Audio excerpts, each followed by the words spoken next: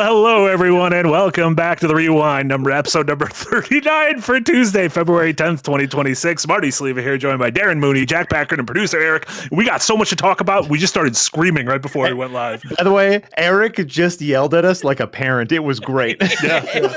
We all see the timer. We know how much time is left, and yet we're never prepared. We're never prepared. We're never. Eric, we appreciate Actual you line so of dialogue, we have less than 0 seconds. We can't have less than 0 seconds. We are a bunch of children, Eric and Eric is doing his best. Yeah, Eric is doing phenomenal work. Welcome to the podcast, everyone. Welcome everyone in YouTube. Anyone listening on your podcast service of choice. Good to have you all here. We got a great show for you today. We just watched a bunch of stuff.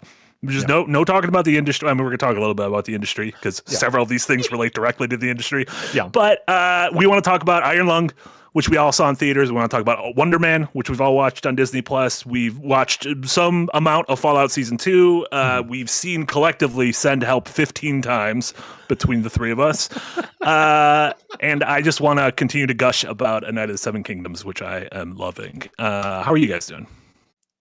Feeling great. By the way, speaking of A Night of the Seven Kingdoms, which I'm hearing phenomenal things about, I got so excited because I thought I have a book by George R.R. Martin called The Hedge Knight. Mm-hmm. Yes. And I got this book and I was like, I'm going to read this book. I think it was recommended. I forget who recommended it to me, but then like this Night of the Seven Kingdoms come out. And in my head, this is based off of the Hedge Knight book. And I was like, I'll read the book that this is based off of. What I got was a graphic novel, and I did not want to read a graphic novel.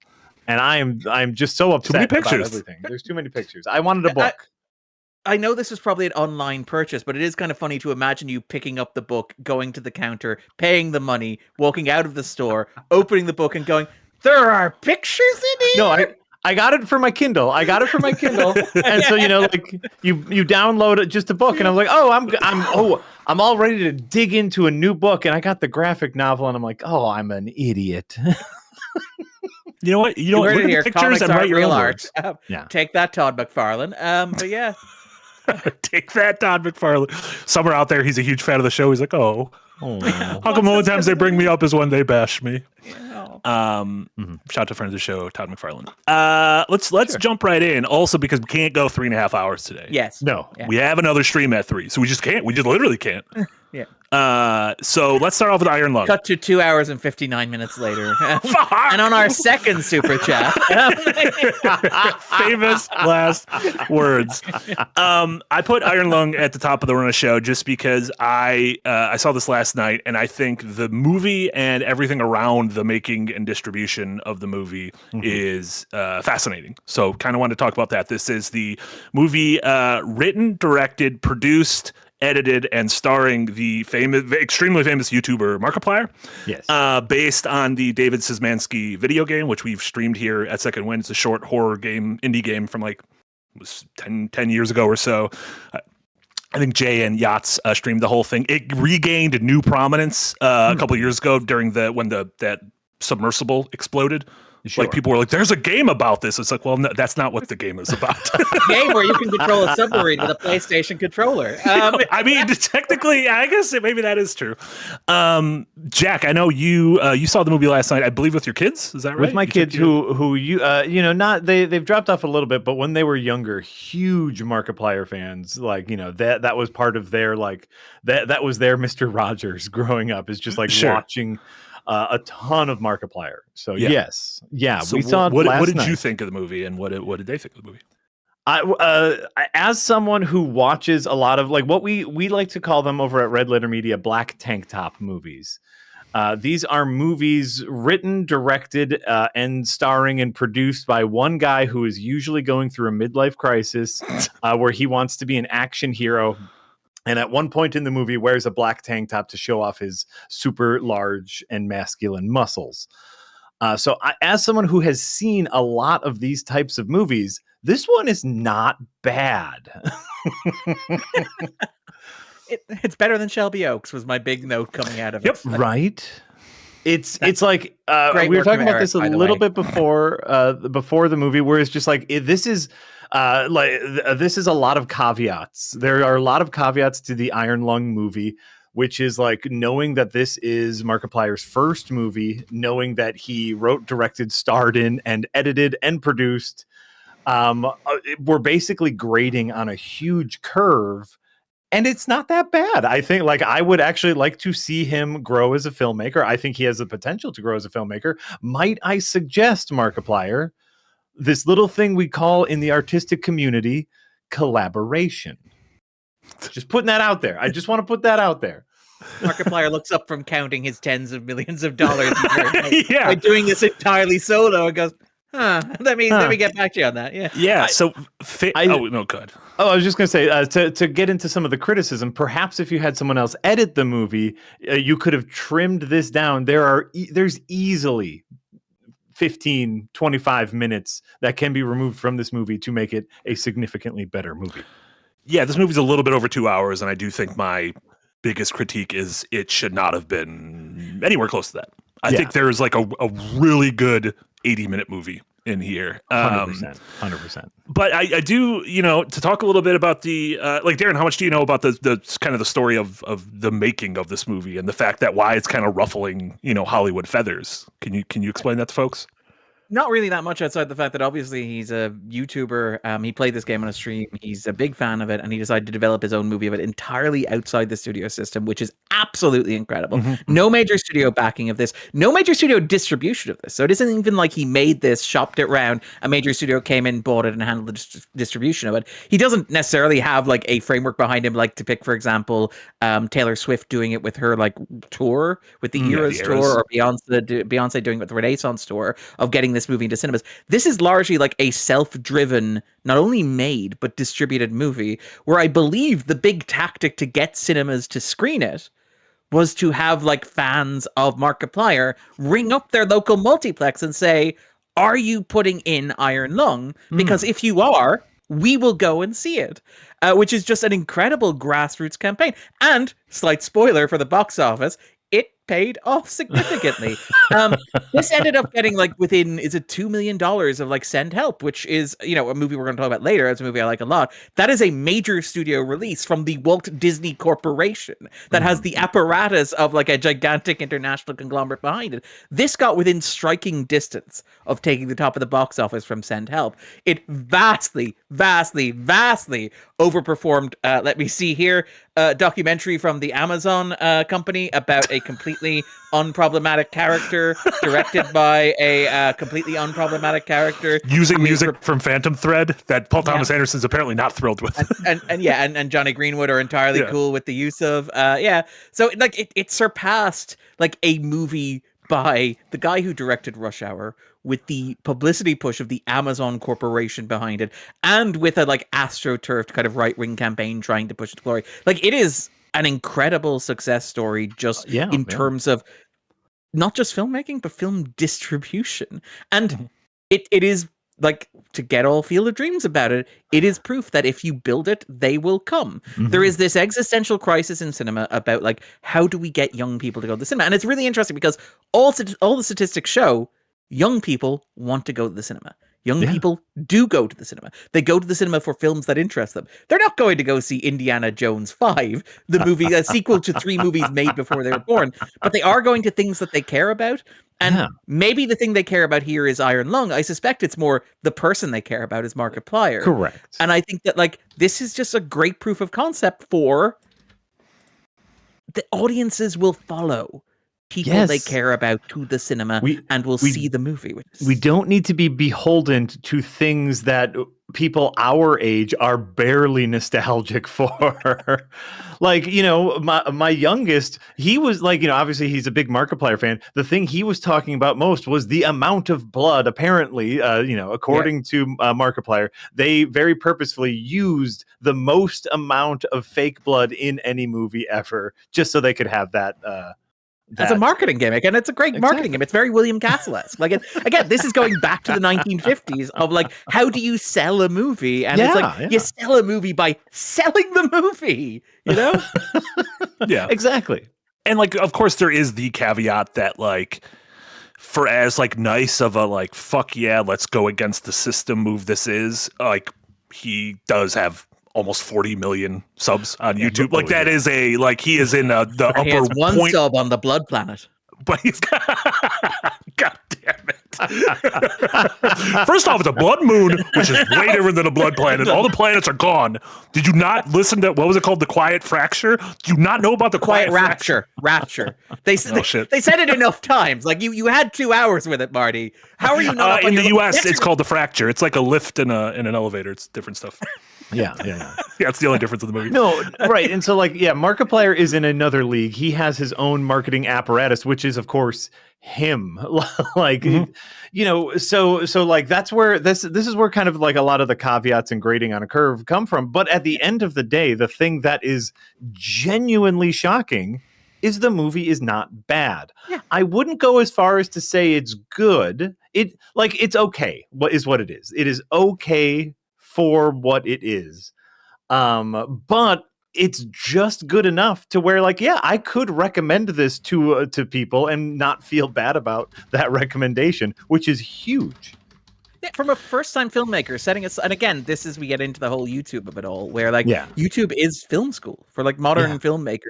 YouTube is film school, where you're looking at people like Kogonada, you're looking at people like the Philippou brothers, and people like Markiplier who have taught themselves filmmaking. Again, I'm not a huge Markiplier person, but you watch Go on a Date with Markiplier, Rob a Bank with Markiplier. Those are cinematically edited and cinematically made videos that are familiar with the rhythms of visual storytelling, and so he's kind of learned and intuited that, and it is a very cinematic movie. Marty joked about 2 hours being far too long, and I agree, 2 hours is far too long. But it is so fascinating that it's from the opening of the movie, he's immediately how many interesting places can I put the camera inside this small silo of a submarine? To his credit, he gets 15 minutes in before you're I think I've seen this angle before. The problem is that you can't get to 2 hours. It's physically impossible to get to 2 hours without recycling through the same set of shots. But there is an inventiveness here that is not I mentioned Shelby Oaks. Shelby Oaks for me is really frustrating, and it perhaps speaks to Stuckman as an artist, where Stuckman's videos are him sitting in a room not unlike the room I'm sitting in now, speaking directly to a camera, not unlike I'm speaking directly to a camera, being lit, not unlike I'm being lit right now. And his videos don't really change or evolve, and they're not really very he's not a formalist, which is fine. He's a lovely guy. You love his opinions. You like hearing him talk. But Markiplier is clearly a guy who has thought about where a camera goes and what a camera shows you and what it means to put one shot after another. And you can see that in the film. I have my issues with it too. I don't think it's perfect. I don't think it's especially brilliant. I am a little irked at how lit, I should like it more just based on the kind of movie that it is and what it is about and what it is doing. And as you said, the statistic that it uses the most fake blood of any movie ever. I should be this is great. This is the best movie I've seen all year.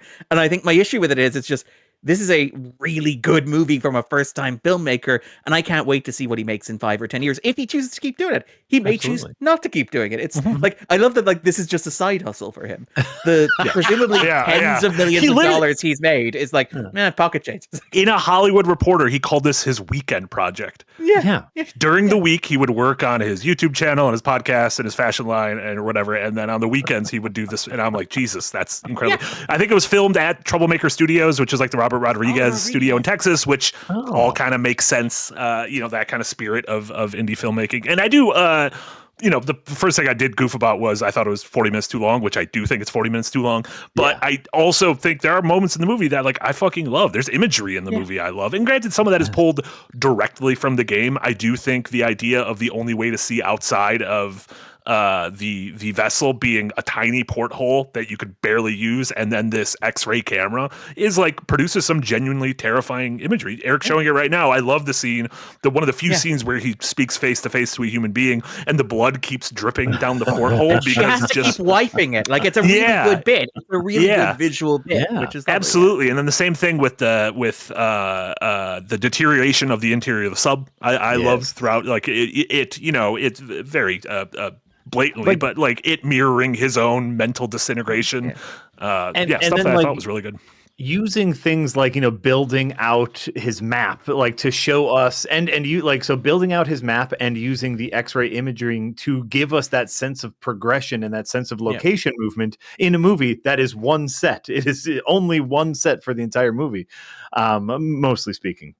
Yeah. But he does amazing work here. I've seen this a couple times as like what I'd see you, Freddie Simon, saying, what would I cut? A lot. So lore. I would cut so much lore. Lore is what I would trim. A lot of lore. Also, a lot of the first, I'm going to say the first half hour in which, so a video game is different than a movie. Heads up, I'm going to surprise a lot of people. A video game is very different than a movie. I've been holding this pad all the time. What the fuck? What are we doing? Watching one battle after another, pressing X, and nothing seems to happen. Right.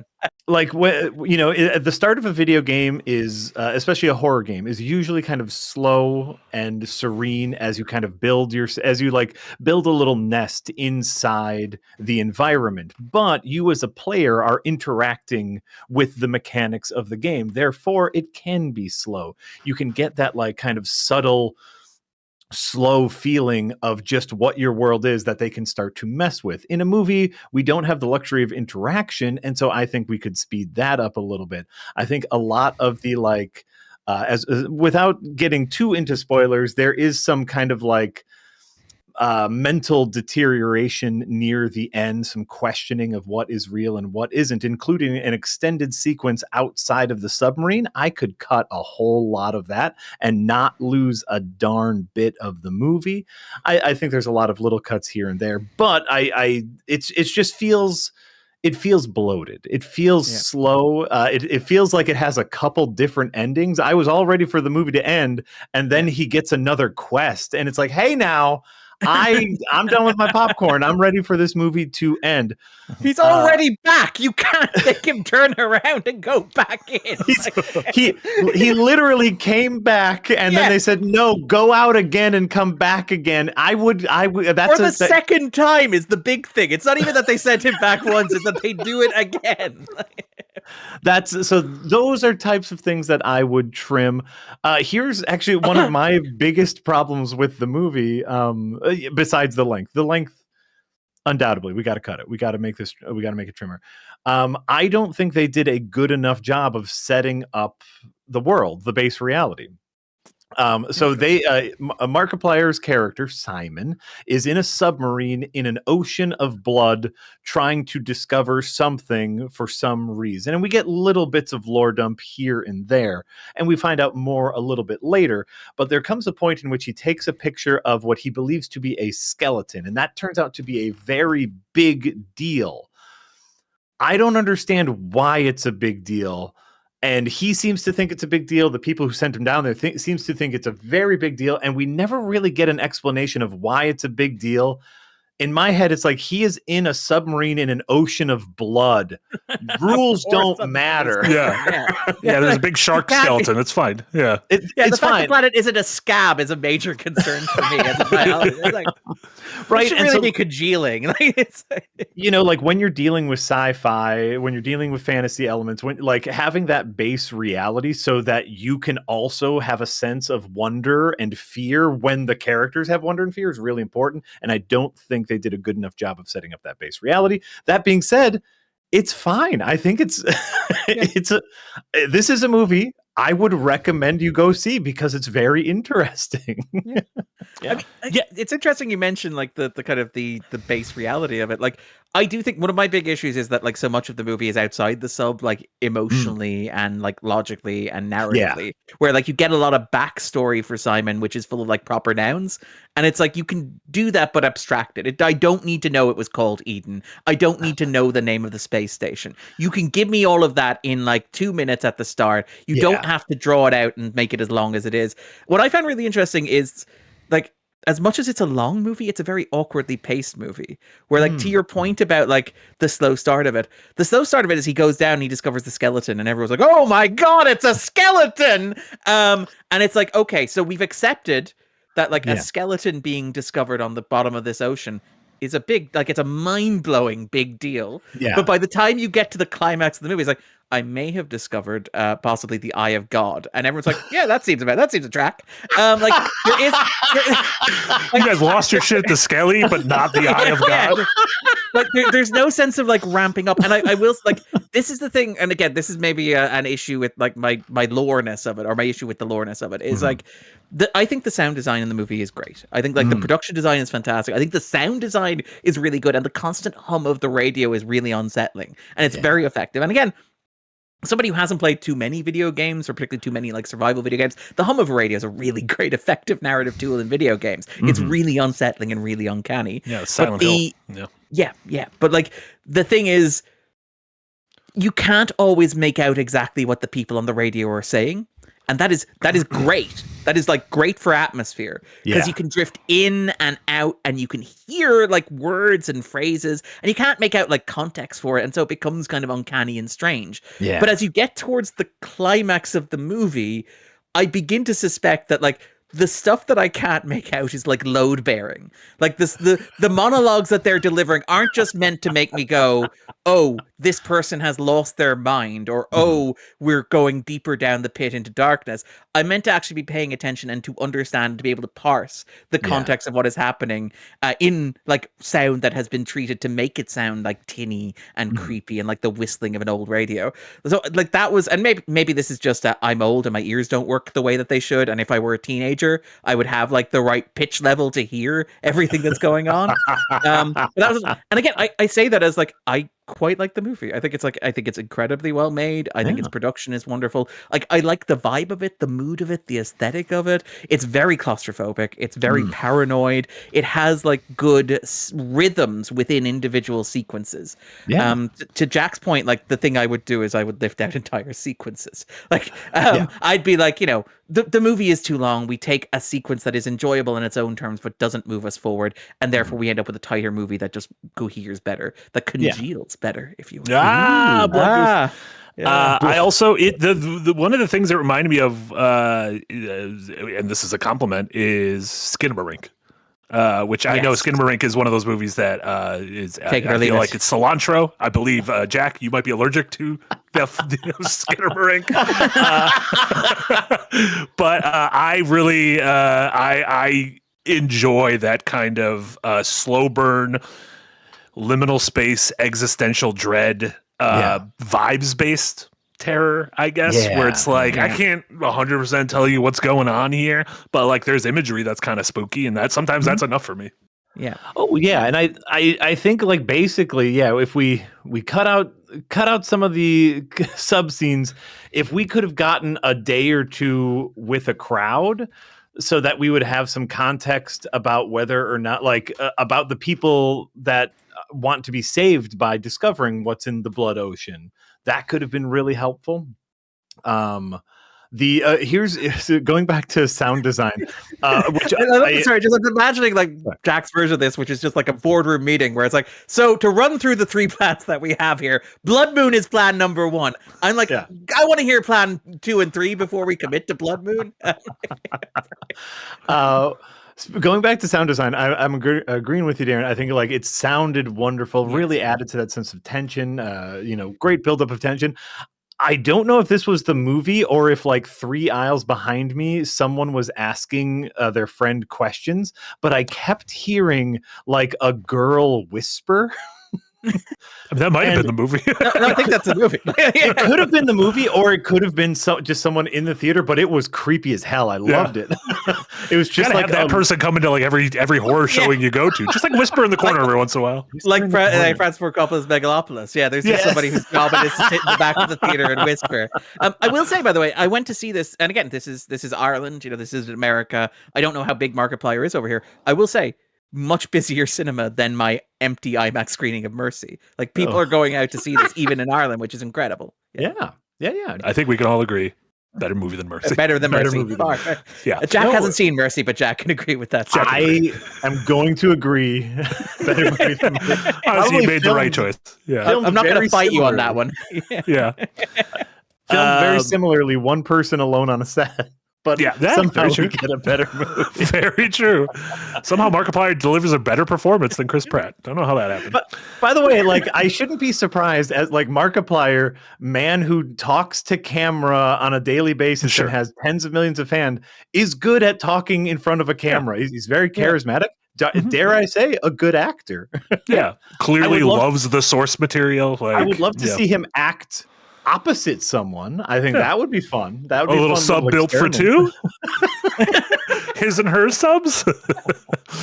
But yeah, that was Iron Lung. I guess our follow up on that would be we'll track, kind of Markiplier's Hollywood or movie making career going forward if he decides his to do this. hobby. Yeah, his weekend hobby, or if we like who the next, obviously we have like Chris Stuckman, and then the back rooms is in the works. I'm but forward to the back rooms. Yeah, Duet Ligio 4's in that, isn't he?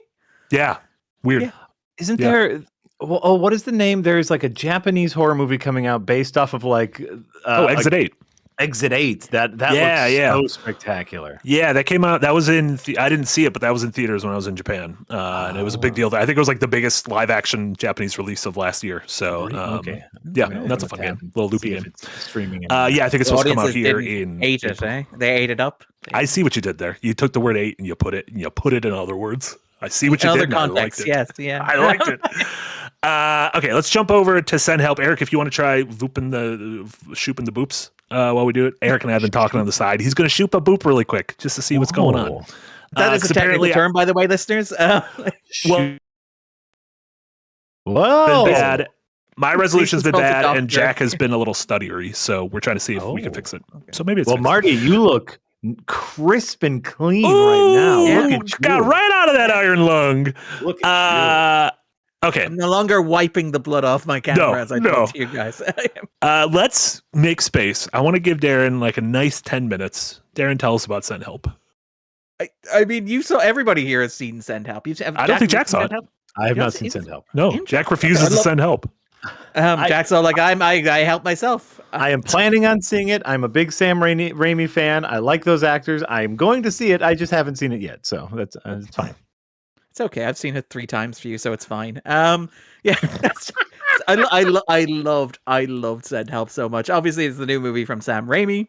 It follows a character called Linda Little, played by Rachel McAdams, who finds herself stranded on a desert island with her asshole boss Brandon, played by Dylan O'Brien. It is just like 2 people who I absolutely love in film. So I've always been a Sam Raimi fan, going back to The Evil Dead. Like, I think his first 2 Spider-Man movies are like among the best superhero movies ever made. On this podcast, I've gone to bat for Doctor Strange and Multiverse of Madness. But even things like, Drag Me to Hell, I think is just an incredible film. He's just a filmmaker who I love, and he does things that I love, which is he's unshowy, he's unpretentious, and he's unashamed of like being the guy that he is and making the films that he wants to make, with the obvious exception of Oz the Great and Powerful. That movie can burn in hell. But that we can send that movie to hell. Yeah, we don't talk about that one. That one, you get a mulligan on that one. Yeah. But like, this is incredible because it is Raimi doing the Raimi thing. This apparently the idea originated for this, or at least with Raimi, originated based on working on Doctor Strange and Multiverse of Madness, when he was working with Rachel McAdams, who has like a fairly thankless role in that movie as somebody who even quite likes that movie, where like he was like, okay, so I've attached her to like a bungee cord and we're doing a scene where she's going to get pulled across the room. And most actors are like, well, this is the worst day I'm going to spend on set. It's like, I am going to be vomiting. I'm going to have the bends. I'm going to have like stomach cramps and stuff like that. But apparently McAdams was like, okay, so just so we're clear, when I get pulled back, do you want me to do this? Or do you want me to do this? And he was like, you're a keeper. So he was like, I want to find a project. How much blood can I throw in your face in a movie? Yeah, no, like that is the Sam Raimi love language. She gets proper like Bruce Campbell in this movie, which is absolutely incredible. But it is he decides he's gonna like work with her on his next project. And he's like, yeah, you're a keeper. I think that we could do great things together. And it is like incredible. It is a movie where McAdams and O'Brien as well are very much on Raimi's level in terms of filmmaking, where Raimi is a very stylized, very like heavily stylized, very kind of camp in some ways filmmaker who is larger than life, bigger than life, who pushes films like away from realism into something more stylistic, more aggressive. And you need a performer who is game to do that. Bruce Campbell is most obviously like the great example of this, but even like Tobey Maguire in the Spider-Man movies, somebody who is willing to play big and bold and to like commit to the bit. And yes, a mix between a film actor and a vaudeville actor. Yeah. that is it. Like somebody who like looks at Buster Keaton is like, I can do that. It is very much very much in the style like silent cinema, where you need an actor who is larger than life. And like, I love Send Help so much. It is obviously like a movie about survival. It is a movie about the jungle. It is a movie about two people who get trapped in an island, end up trapped in this incredibly abusive relationship, where Linda, who has been working effectively as a glorified secretary. She is an analyst in strategy and planning at this consulting firm that Bradley has inherited. She was promised the role of vice president by his father, who is played by Bruce Campbell in a wonderful painting-only cameo in the background of a scene, which is absolutely delightful. But Bradley decides instead he's going to give it to his frat buddy, Donovan, aka Dono, who is introduced wearing suspenders, looking like Gary Cole from Office Space. So you hate this guy already. Linda is obviously deeply upset about this. She manages to get her way onto a plane to a meeting in Thailand. The plane crashes and they end up in the jungle. And all of a sudden, Bradley, who has positioned himself as this tech bro, alpha male, macho man of the universe, finds himself completely helpless. And Linda, who he looks upon as this disgusting older secretary woman who is obsessed with the TV show Survivor, has suddenly found herself in her perfect element. And what you end up with over the resulting, and by the way, 1 hour and 40 minutes, a good runtime for a nice genre movie, is this tug of war between the two. I was already across the line. You just gave me some Gatorade and a piece of cake to keep me moving, baby. I just spiked the ball and started doing, I believe they call it an end zone dance. That's exactly what it is. Someone watched the Super Bowl this weekend. Yeah. The Irish guy, of course. Yeah. But like, and it does the thing that Raimi is very good at, which is like, it makes you, and it understands the relationship between you, an audience member, and the protagonist of a horror movie, which is that like, if you're watching a horror movie, you need to both simultaneously want to root for the character and also want to enjoy the character suffering, at least in the movies that Raimi makes. Obviously, you could make horror movies where the suffering of the character is terrible and you feel really bad about it and disgusted and horrified by it. That's not the movies that Raimi makes. Raimi is like, no, I'm going to cover this person in blood. I'm going to subject them to horrific bodily harm. And I want you, the audience, hooting and hollering as it happens. So you have this kind of definitely incredible balance that Raimi does. And he does it with like Ash and the Evil Dead. Drag Me to Hell does it by making its main character like a mortgage advisor who forecloses on the house of a kindly old woman. So therefore, everything that happens to her after that point, while she remains sympathetic, is still kind of her fault, and you don't feel too bad about how bad it is. And here you have this incredible tug of war between Linda and Bradley, where the most cliche version of this movie would be to make Linda like this sympathetic hero character, this woman who has been like beaten down in the office, who was promised this promotion, denied this promotion, and is getting the chance to like prove her worth against her bad boss. The movie doesn't do that. The movie instead makes it very clear quite early on that Linda is something of a psychopath, she has a bit of an edge to her.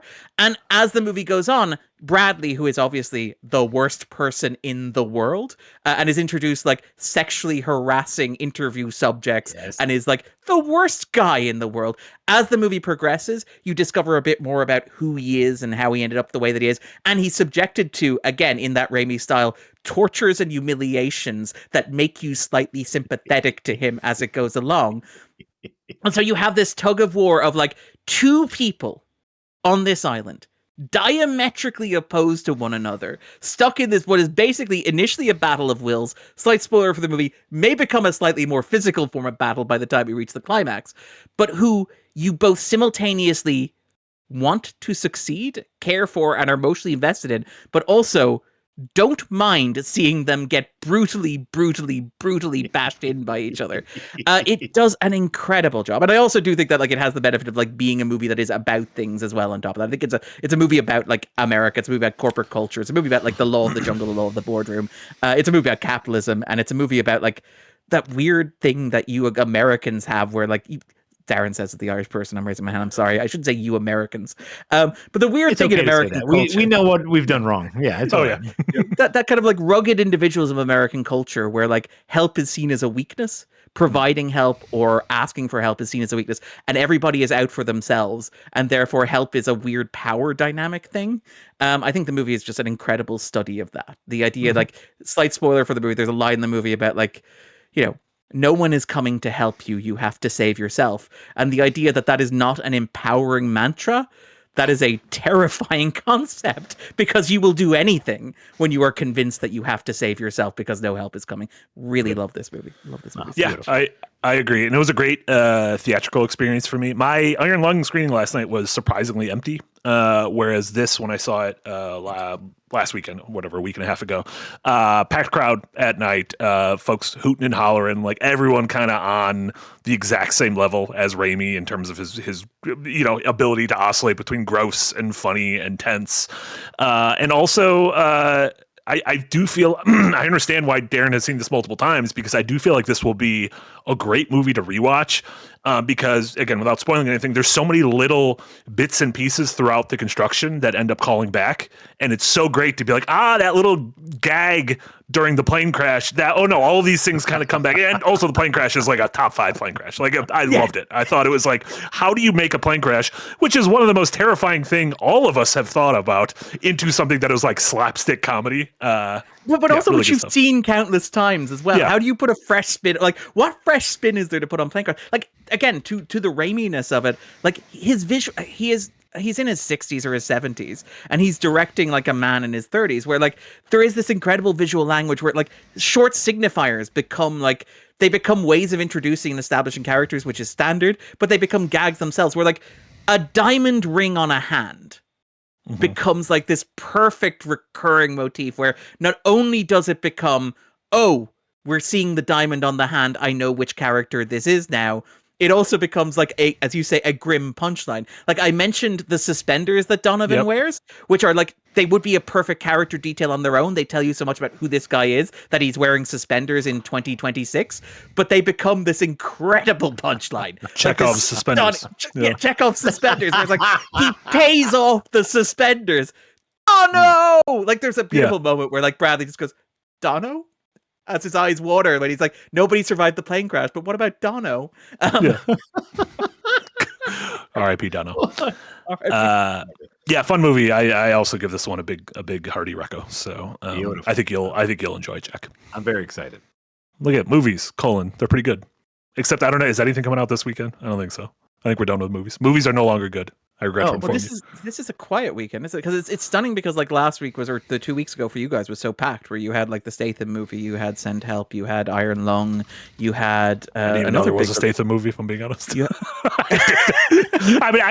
Okay, never mind. I should assume there's always a Statham movie, because I feel like there is Death Taxes, and there's probably a Statham movie in theaters.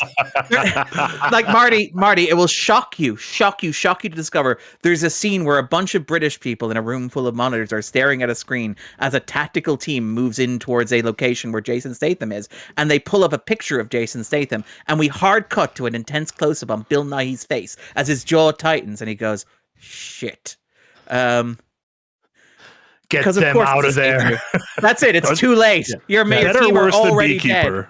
Dead. Over under Beekeeper.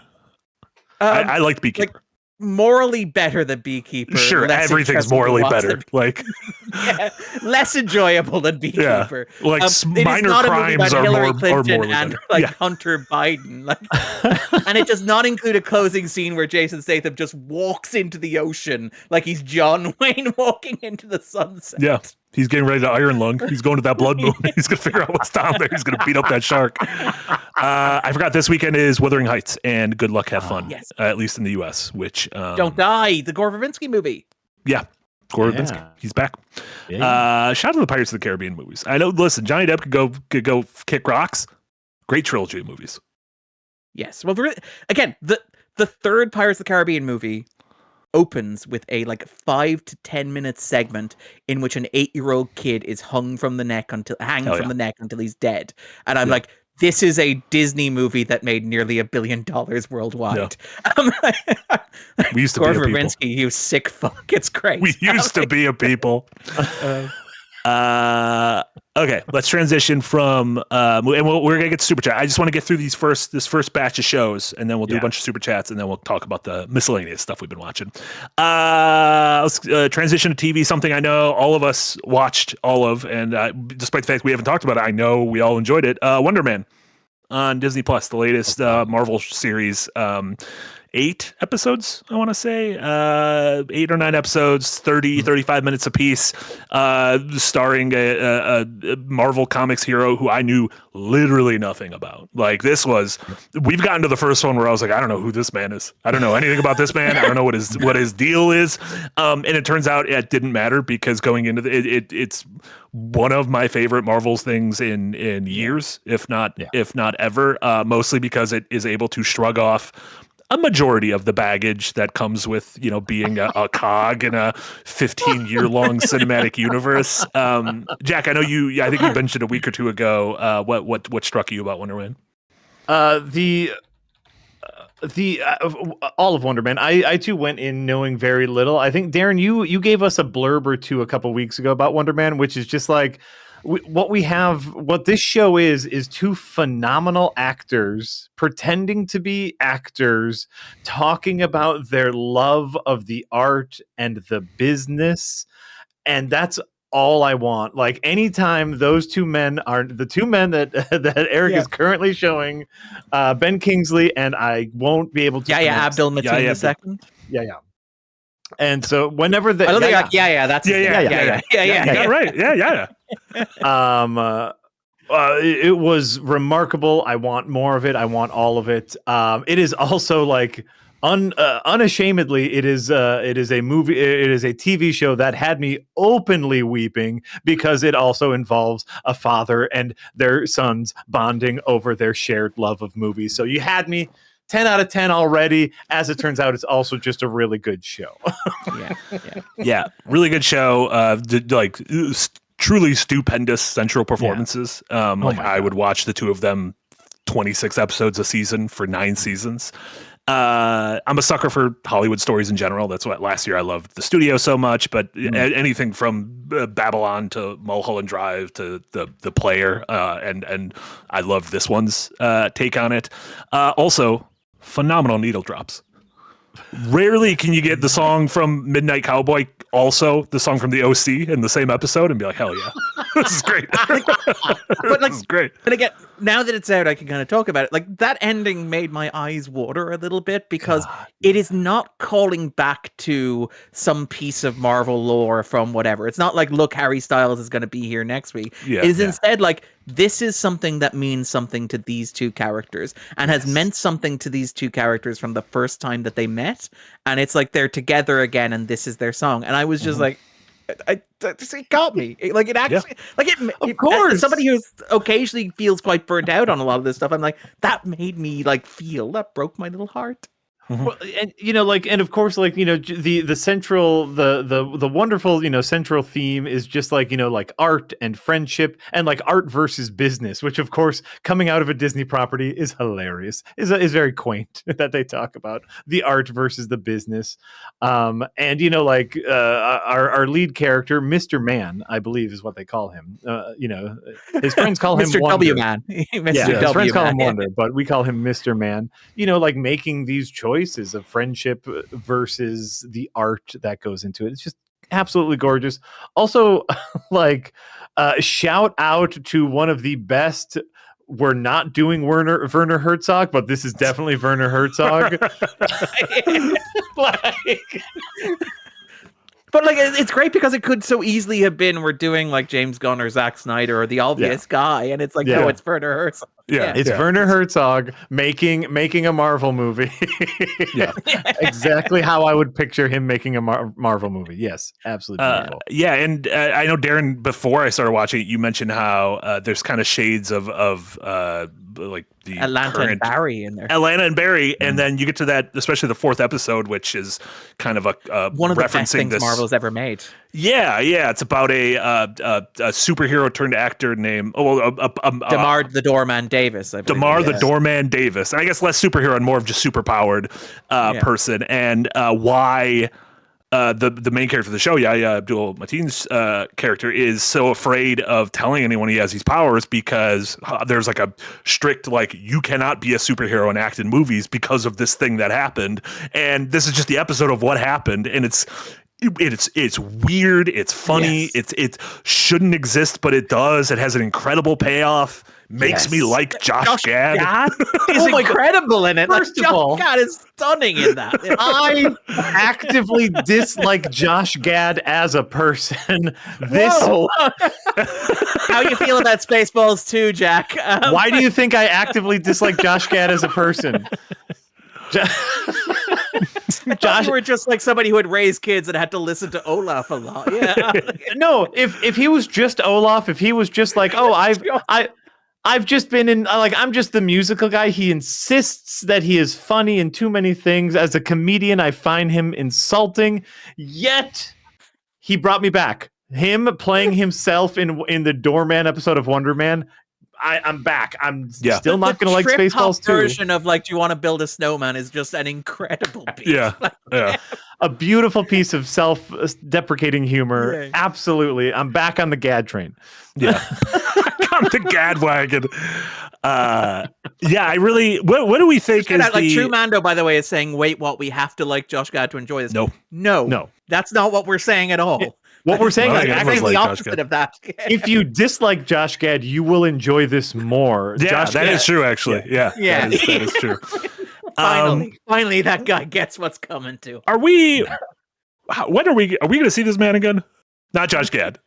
Hopefully we never. I don't think we're ever going to see Josh Gad's character. That is one of the big questions about the show. I was very impressed they didn't do a post-credit scene resolving that point. Right. I was kind of dreading that, waiting for that. And was there a post-credit? I actually just stopped as soon as the last episode was done. Was there a post-credits? I actually don't know. There wasn't on the screeners I got, so I don't know. And I don't believe there was in the show.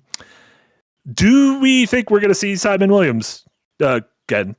Like, Disney just seemed to just like kind of chart this thing out at the end of January all at once with what felt like very little marketing to me.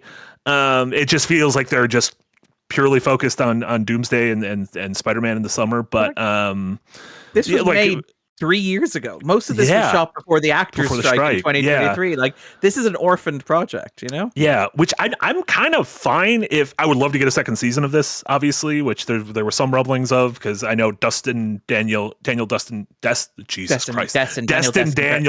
thing is, Destin. That confused me. I thought it was Dustin, but it's a Destin. Destin Daniel Cretton. No, you're thinking of the guy who started Midnight Cowboy. That's Destin. Everybody's talking at me. He created the show, I believe directed the first few episodes. Yeah, is also kind of one of seemingly, if the Spider-Man movie is good, seems like he's vaulting to the kind of like sub-Russo brother, like, the Wunderkinds of... He was meant to direct the movie that became Doomsday. Kang Dynasty, I don't know if we're allowed to say that anymore. Oh, we can't talk about Kang anymore? We need to talk about Kang. We need to talk about my favorite Tilda Swinton movie. But like, at first I thought you were doing the "we don't talk about Bruno" thing, but I'm like, oh no, you're talking about the school shooting with a bow and arrow movie. I'm about to say it was a school bow and arrowing, please. I brought that up on a stream a little while ago, and was it you, Jack, who were with me?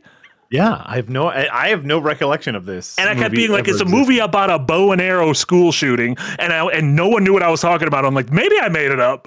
Yeah. Maybe it's not real. But also, to be fair, like, the movie with the bow and arrow school shooting isn't exactly like the feel good pick me up entertainment of 2011. Isn't John C. Reilly the dad in it? Yes, I expected him to make goofs. He didn't make any goofs in that film. Slight spoiler for the movie. Not a lot of goofs. Not a lot of goofs. I mean, like, again, the movie is very... I remember seeing that with my partner at the time, and we came out of it, and we were both like, that is an incredible piece of cinema, which is incredibly well made. It will haunt us forever. But my partner looked at me as a film critic, as if I would have the answer to the question, and said, why would you make that?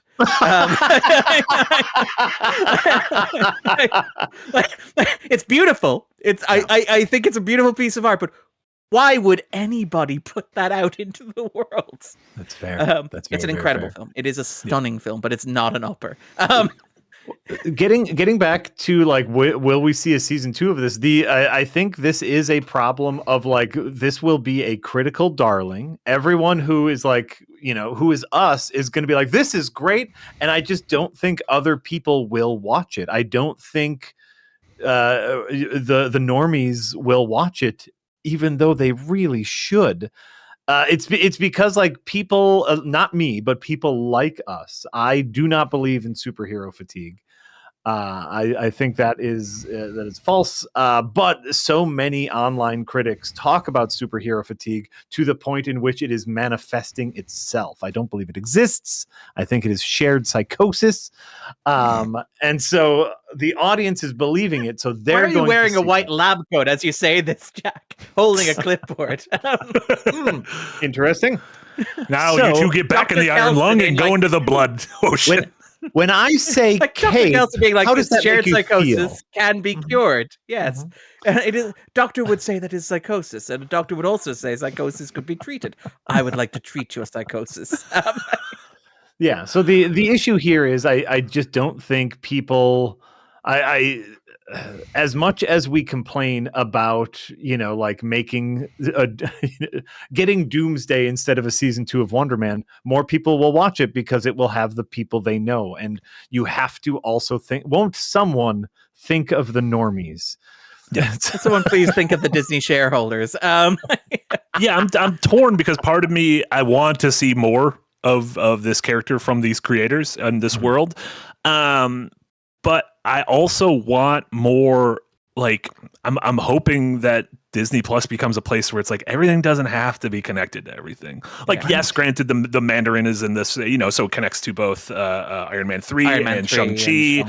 The guy from the Damage Control has shown up in a bunch of stuff. And is going to show up in, the Damage Control is going to show up in the Destin Daniel Cretton Spider-Man movie. Yes. Yeah. Trammell Tillman, I believe, is playing the head of That's Damage right. Who's Control like chasing Sadie Sink's character. Yeah.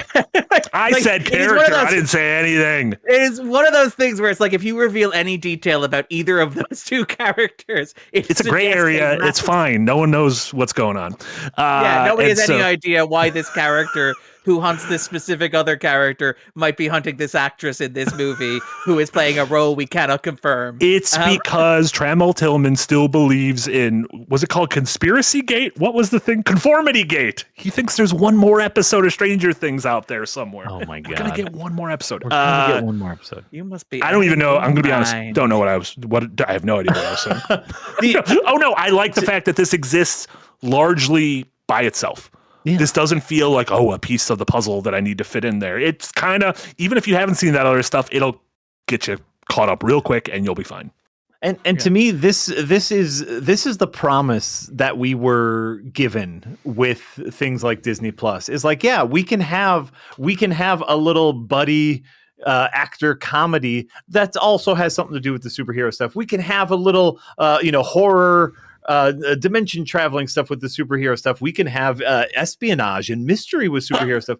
We get to have all these little elements that don't have to fit together. That was the promise that they made us, that they have now not delivered on, or delivered very sparingly on.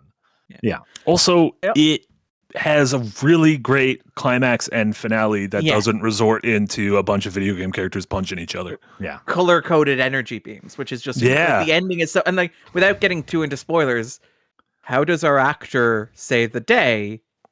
By acting. And like, it is like, it's an actual organic ending to the story that doesn't feel like some Disney executive was like leaning over the cubicle going, so we're thinking like purple energy beams this time, gonna spice things up a little bit. But how can we make sure this segues into our next property seamlessly? No, the ending of this is like, I love these two characters, and like Marty said, I will absolutely watch a second season if it materializes, but I'm like, the two guys ride off it, like, metaphorically, not necessarily literally, because that would be a spoiler, but they ride off into the sunset, so to speak, and I'm like, this is for me the perfect place to leave these two guys. They are where they should be. They have found each other, and I'm just like, that's beautiful. Like, I don't need any more than this. Correct. And if you're gonna make an 8-episode thing, make an 8-episode. I don't know, like Darren looks at it as well as this, like Devil Dinosaur, or like Morbius. I know him from Marvel Snap. Don't do that. Don't do that. Don't do more of it. So actually, what if you put it in theaters a second time though? Maybe third it'll work. time. Like, what if like third time will be the charm? What if an 8-episode Man-Thing series? What if there was a secret 9th episode where they fought a Red Hulk? Yes, wouldn't that be nice? I think that would Wonderman just punching Red Hulk. I don't think anyone punches anyone in the show, which is great. I love punching in movies, but it's cool to have a superhero thing without any punches. There's one or two punches is what what I remember. One or two punches, perhaps in an alleyway. Oh, there's alley punches. There are alley punches. Yeah, but that's okay. The one thing I would like to shout out specifically, they do a really good job at twisting a knife into the current Marvel and Hollywood system. There is an incredibly emotional scene in which our main character has to be an actor and has to act on set after he was just delivered some devastating news. The camera pulls back to reveal that he is acting opposite a tennis ball. Yeah. I mean, there is also like the fact that the entire movie has been like recut in post-production as well. Like, again, even that, and it's a good gag because it's paying off a gag from like the second or third episode. Great. Like, I love when that payoff happens, I punched the air because I was like, what happened to spoiler? And I'm like, I got closure on that loop. I didn't think the show was going to give it to me, but I got closure on that loop. Right. Yeah. So I think it also does a good job of what a show like this can do, which is like taking the piss a little bit out of the hand that feeds. Which I know has that hand got so much piss in it? It's crossing two metaphors, but I did it anyway. I'm not gonna That's eat why from they're your taking piss it out, hands. Marty. That's why they're taking it out, because there's too much in it. Still got piss all over it. I wash the food. That's gonna get all the flavor off of it. I'm still in my head gonna know that there was like a little piss in the hand. Piss in the hand that feeds you. Yeah. Incredibly dumb. Well, presumably it's implying that you yourself are doing it as well, which seems like a strange choice. Sure. Yeah. Very Tom Iger's holding out his hand, and you're like, let me adjust my belt here. Hold on. Why are you? There's one too many pisses in here. The last thing all of us have watched some of that we could chat about before we hop over to super chats and everything else we've been watching is Fallout Season 2. I figured maybe for this we could obviously everyone should check out Darren's. I actually haven't watched this yet. How many spoilers are in this, Darren? Significant spoilers. Okay, significant spoilers. I'm gonna be honest. I'm personally glad I didn't watch the final episode are in there.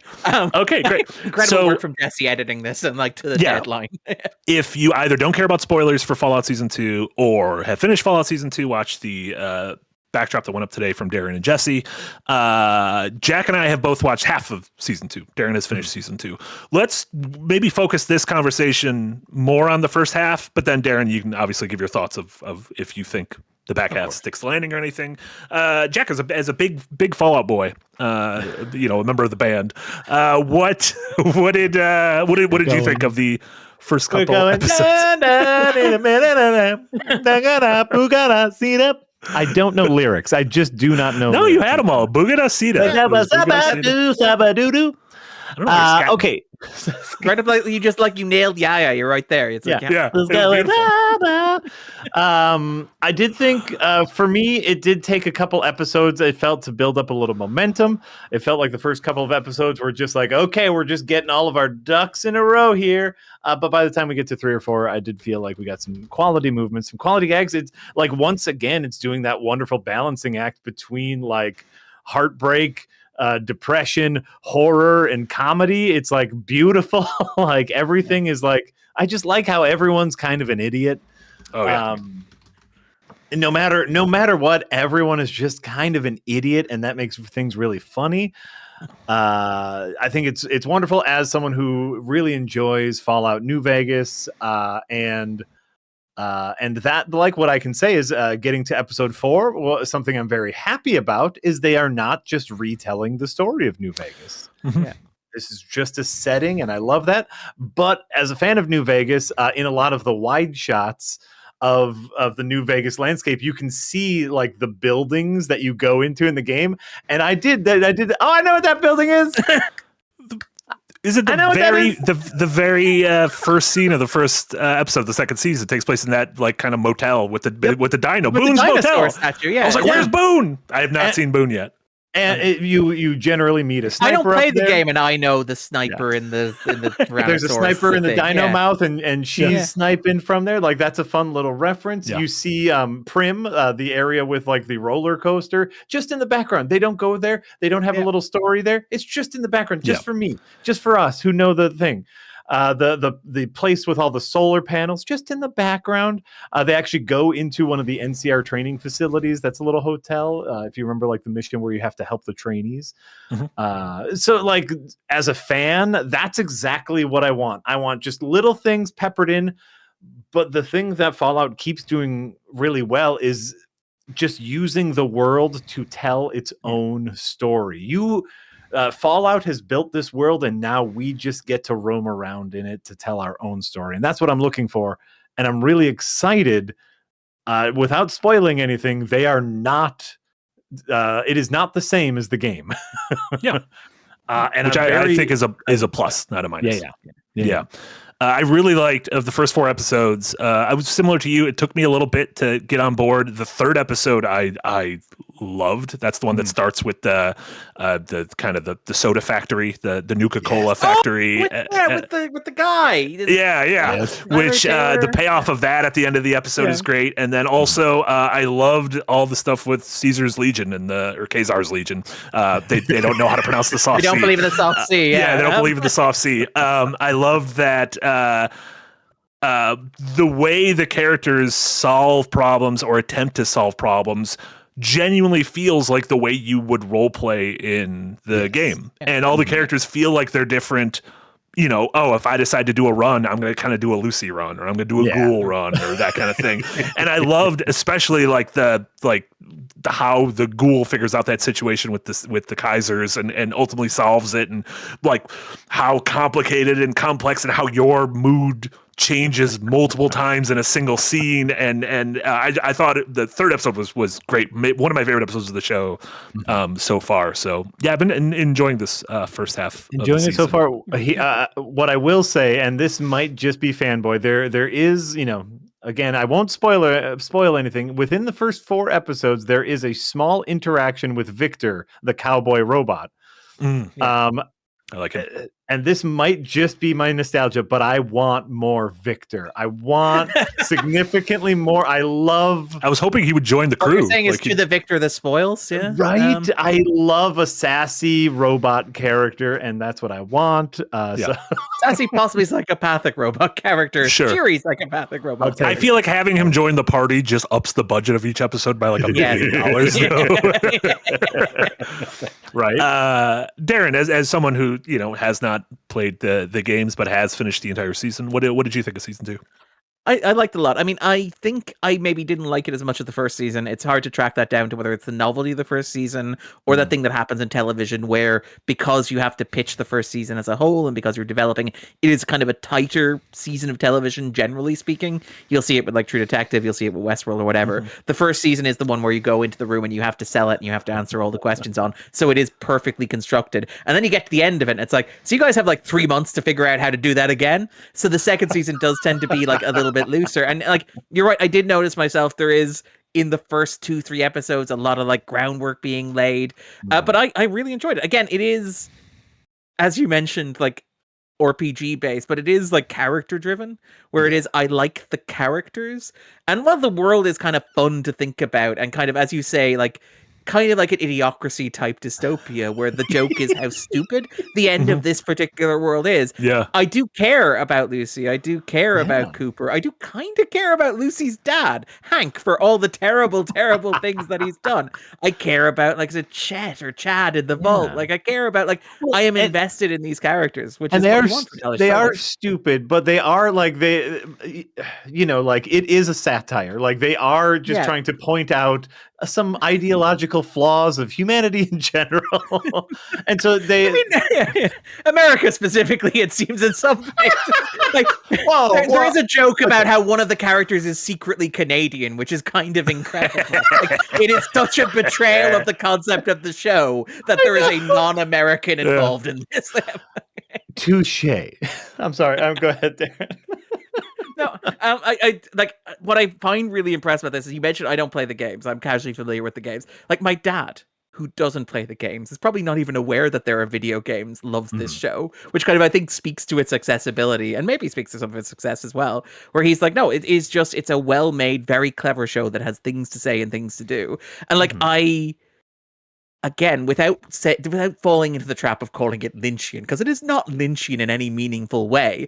I do love that it's like, but we're going to cast Lynch actors. Like, we're going to cast, like, obviously, Kyle MacLachlan is a huge part of this, and Justin Theroux pops up in the introduction of, like, the season and maybe takes a bigger role as the show goes on. You've played the games. I don't know why I'm doing the slightly spoiler hinty thing here, but, like... Not only did we play the game, we played that game with that man on this channel.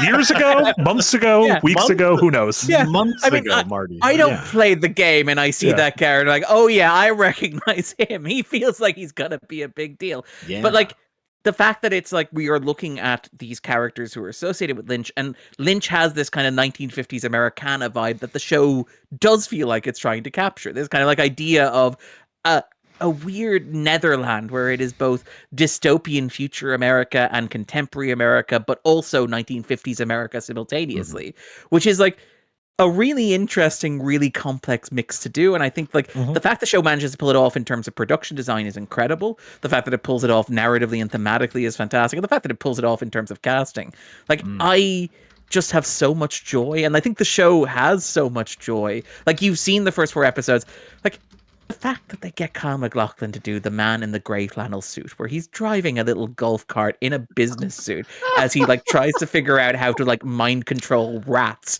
It seems like he should have just like brought some of the stuff closer together. Every time he has an experiment, he has to go all the way across the building. But then he doesn't get to ride the golf cart. Like you're missing. That is true. Maybe it's part of his routine. He gets his coffee. I literally thought he was going to say "damn fine coffee" when he pours himself a coffee, takes a sip, and I'm like, he's gonna do it, and then he didn't. I would have complained so hard if he would have said "damn fine coffee." I would have thrown a hissy fit unlike any you have seen me thrown. I'm so glad he did not say that. Yeah, I love that Jack's like, I want nostalgia for my thing. But other nostalgia, you get that out of here. What I want is nostalgia in the background. I want nostalgia that I can notice. But if a character looks to camera, Victor in the foreground, Victor in the foreground. Victor was a small thing. I am being selfish and want more Victor, but I love robots. Facetious. I would also have thought it was. I would also have thought it's very bad. Like casting Theroux and casting MacLachlan is enough like Lynch fan service for me. When you start stealing Lynch catchphrases, that is maybe too much. But I had a really good time with it. Like the procedure. Like I think that's a really great example of the humor and the satire, where Kyle MacLachlan's character is. Unequivocally an evil character doing evil things, but he still believes in the procedure. I have to get authorization, ride down here, pick up a thing, ride all the way back, get my safety goggles on, do the thing. It fails, so I get the paperwork done. I ride again and I ride again. It's trust the process. Yeah, but that's it exactly. It's like he doesn't have like big picture objections to what is happening. Like he's not concerned about like the erosion of free will or the consequences of his action. He's like, no, I'm in the office. I'm wearing a suit. My job is to go and get the thing and do the thing. And isn't it great that I get to have a cup of coffee while I do it? It's a really, really interesting character who compartmentalizes so well, where it's like, he does believe he's the hero, and he does like not see any ethical objection to what he's not a card carrying, cackling villain. When he offers his explanations or justifications to Lucy for what he's doing, he believes them entirely because he's a good company man. Yes. He's like, again, there is something there like Send Help in like commentary about corporate like life. And about like how corporate life works, and about the values that corporate life instills in you. And it is the idea that getting the golf cart and getting the coffee is enough, isn't it? Yeah, like it's enough. I like that. I do like that. It's the small things in life. Yeah, pleasure in I'm it. seeing in chat someone saying, and I've only seen the first 4 episodes, so I don't know, but they say, why did they make the Legion complete goofs? If you've played the game, the Legion are a bunch they're of complete doofs. Yeah, Khazar's lead. They call him Khazar. They dress up as Roman centurions. Yeah. They are Yeah. goofs from the get-go. Yeah, they're like nerdier Civil War reenactors. Yes, like they are idiots. Yeah. They are just as equal idiots as the Elvis Presley gang. It's just two different types of cosplay. That's Everyone's kind of the fun of it. Yeah. I did And like of the whole course- thing about how there's like the two warring sides, and there's just kind of like a little hill in between. It's like They're so close together. The Just a scale of mound. it is so small. Yeah. Like that's the whole. They're fighting over dirt. They're fighting over an anthill, which is so funny when you're dealing with like a man who thinks he's going to live forever. Like that is what the season is kind of actually about. It's the idea of a man who thinks he's going to live forever and impose his will on the world. But you have these LARPers playing at being like Roman legionnaires fighting over a hill of dirt, a mound of dirt. Like it's not subtle. Like it's not as if like I'm scratching my chin going, I wonder what the writers are trying to say here. But it is, I think, like it's funny and it's a great way of making that point. And it's just kind of going back to like kind of hitting the same notes as the video game. It's like it's doing a great job of representing the source material where these kinds of gags and not subtle at all satire were all there, and I think it's all fun. I kind of like I agree with you, Darren. I don't think it's as good as the first season. I do think it's a smooth ride. If you start from the first season and go here, it's a real easy ride, and there's nothing objectionable about it. I never chafed at watching the screener for this. When like my screeners came in for this, I was never like, oh damn, I got to give 4 hours to Fallout. I was like, yeah, this is gonna be fun. I'm gonna have a good time with this. Yeah. Unlike another show, which I'm not going to mention. Oh no. Well, it's not Night of the Seven Kingdoms because you said it just keeps getting better, and I think it's good. Really like. Okay, I was like, oh no, Marty is. Marty's like, oh no, not the show I like. Not that. Not you can't like something because I thought it was good. I was mostly in my head being like, no, we've talked about this. I know you. Like it. I've read your words on it. I have edited 2 separate articles on how good you have a video in the works. But we'll maybe we'll revisit it quick, Fallout quick next episode if Jack and I have finished it for just kind of lingering thoughts to see if we think the series has stuck what you're saying is we'll deal with the Fallout next week. I see what you did there. I see what you did there, and I liked it. Before we move on to all the other crap I've been watching, let's just chat super chats. First off, everyone, if you're nostalgic, I know all of us have various degrees of nostalgia. If you're nostalgic for what was going on about an hour ago, you're going to love these super chats. You'd ask, thank you so much for £2. Says, Marty, the Game Boy camera to stream is bold. That was because my bit rate was very low. But Eric changed it now. That's recreated that experience. Yeah. I loved it. Did you ever have a Game Boy camera, Jack? I did, and it sucked. And the people who make art with it are stupid. Tell us how you really feel, Jack. Yeah, I think we can all there's warm fuzzies for old, slightly bad technology. Oh yeah, I think there's nothing good about this camera, and it's stupid. Yeah. I think 90% of the weird things Nintendo does with like non-console hardware, I'm glad that exists. It's dumb as hell. Yeah, it's like the Alarmo. That seems sweet. It's dumb as hell, and I would never buy one. Virtual Boy, dumb as hell. Mine is in the mail right now. At some point, you end up with like the Wii, though, or something like that, like an innovation that is genuinely like or even like the Switch. Yeah, so it's a broken clock's right. Twice a day. Is that how it works? I was going more for it's an iterative process. Oh, never mind. Nintendo's great. Why am I'm not going to defend myself as a Nintendo fan. Fuck you guys. I don't know what happened there. Blistered Soul. I love, by the way, that you were like a moment ago, Darren can't have changed his opinion dramatically in the week since we talked about it. And you're like, no, watch me do it in 30 seconds flat. Incredible. Blistered Soul, thank you so much for £2 dono. Iron Lung for the win. Bottle films are great and quite rare. I agree. This is 98% of the movie takes place inside the confines of the titular Iron Lung. More if Jack. And I did like its. I liked its hesitance to like even when he not submerges, emerges. Is that what it's called? When you go to the top of the water, rises. Rises. No, there should be another merges. Surfaces. There should be another merges. We need to create a different merges. Wait, so what? you want him to dom merge. So instead of submerge, he dom merges is what you want. When he dom merges, I feel like In another his movie. giant metal tin full of semen. Yeah. People are saying surface breaches. I don't. I want another merges word. I don't want your surface merges or your give me a. Don't come with your suggestions unless it's a merge.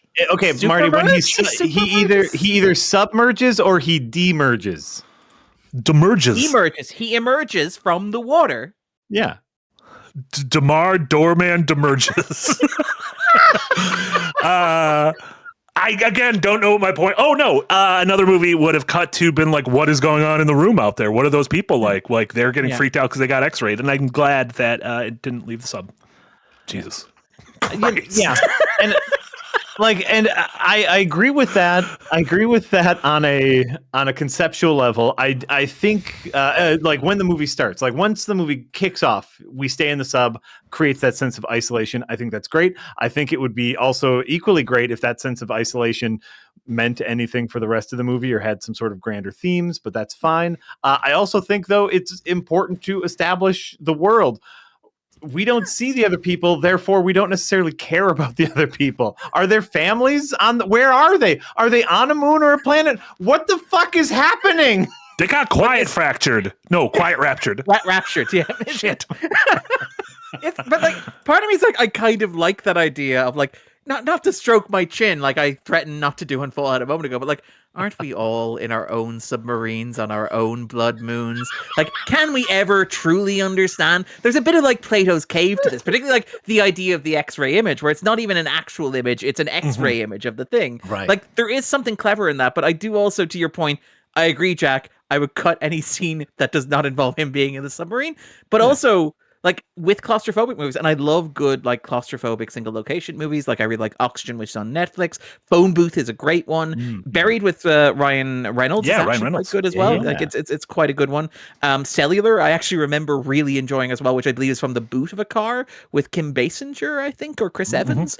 Like I like those concepts, but it's very telling that like the best of those movies run about 80 minutes because there's only so much you can do in that tight space before it becomes the audience becomes kind of numb to it. I think we just need like 17 more close-ups of that compass thing. Yeah. More ominous. Which way is it pointing? More. We gotta see which way is it pointing. Wait, is it turning? How about another? Want the audience every few minutes to say, "Where's the compass?"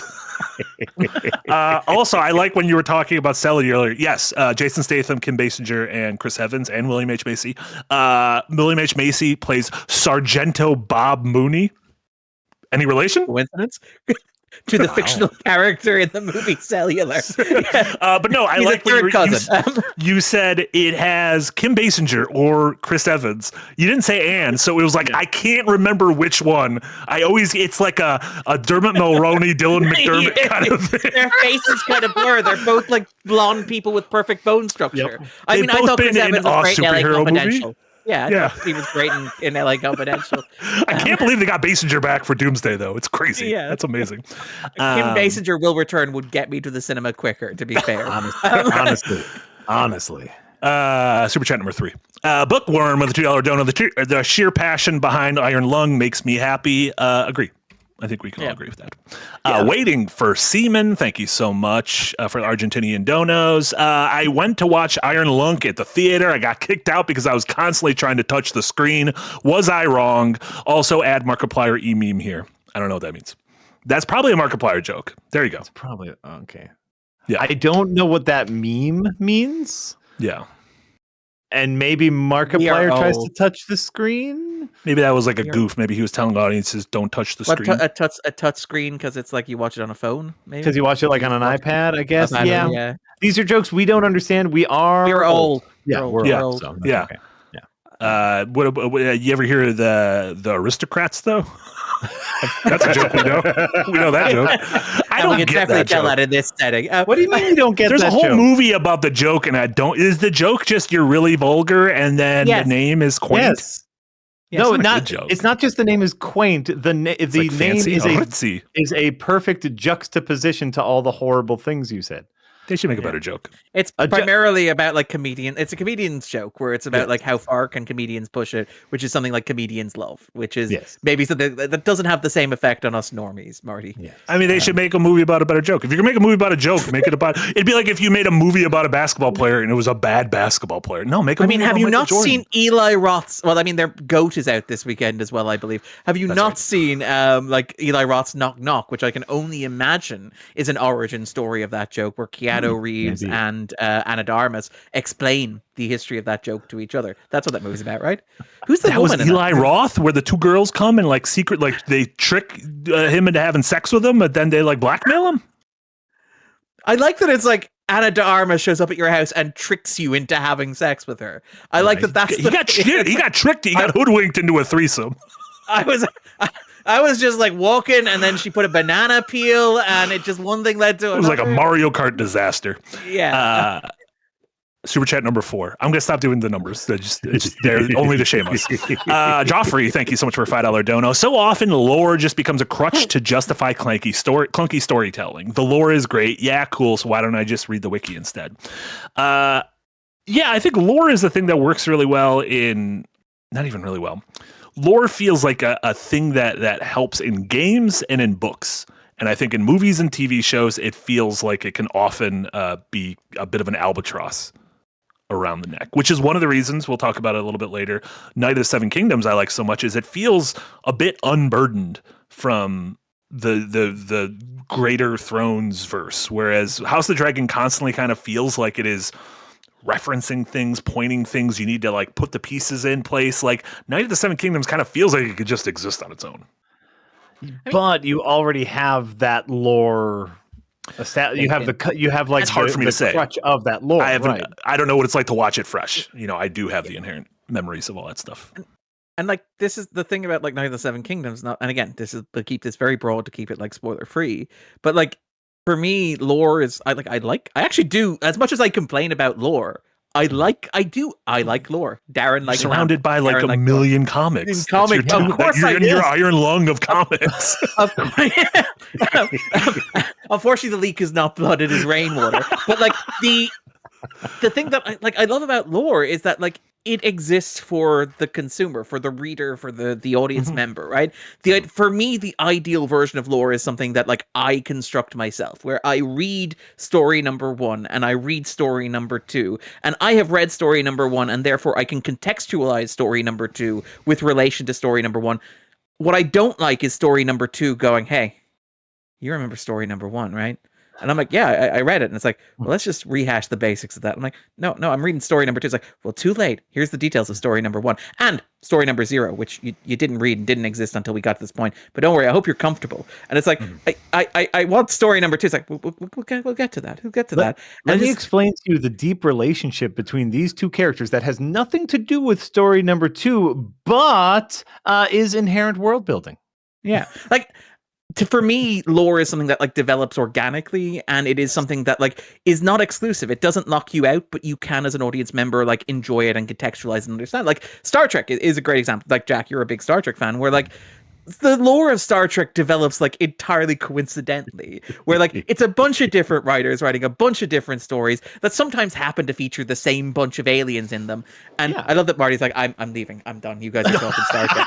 But like, no, I often sit on one of my legs, so I switch which leg I'm sitting on. Fair. Okay, but like the stuff like the Klingons and the Romulans, they're developed in bits and pieces over the years, and like the lore around the Klingons and the Romulans develops bit by bit, kind of accruing on it.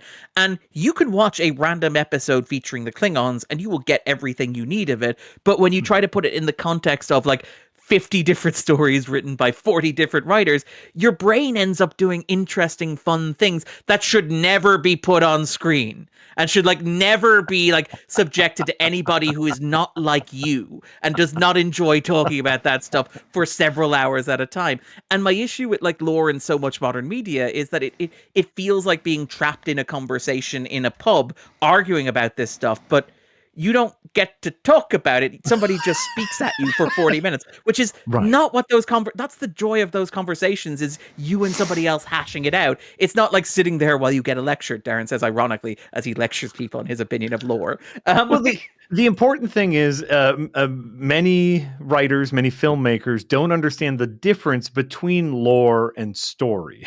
like as a writer should know the lore, but should that be put on the page is a very different conversation. Yeah. Lore. Agreed. But like with Knights of Seven Kingdom, for example, like you know the background of like if Marty has read the Game of Thrones books, so Marty knows like the story of Egg, and Marty knows like how the story of Egg and Dunk ends, and how that story ends echoes back on the story and gives it a bit of resonance and a bit of depth and a bit of complexity and a bit of irony and nuance, right? But if you or I are watching that, Jack, and we don't know that, we're just like, man, it's a pretty good story. Like it's like that's how lore should works work on two levels. Yeah. Yes, exactly. Yeah, like if you know, like when the crazy kind of the fortune teller, Cessair, walks up and kind of gives them both their destinies. Yeah. If you're just watching it fresh, you're like, huh, interesting. But if you know what's going to happen, you're like, oh shit, said the thing. Which is always nice. Udask back with another 5-pounder. Thank you so much. Just a message to try to get Send Help on the agenda. Great film, in my opinion. We wouldn't have talked about it without you, Udesk. So thank you so much. Snake in the Garden back with a pair of €5 donos. Thank you so much, Snake. Thanks for the company while traveling today, gents, and shout out to the Second Wind team plus community in general for being curious, kind, and caring. It's a very nice message. True. And it follows it up with Darren. Can you watch the Irish horror film Frewaka?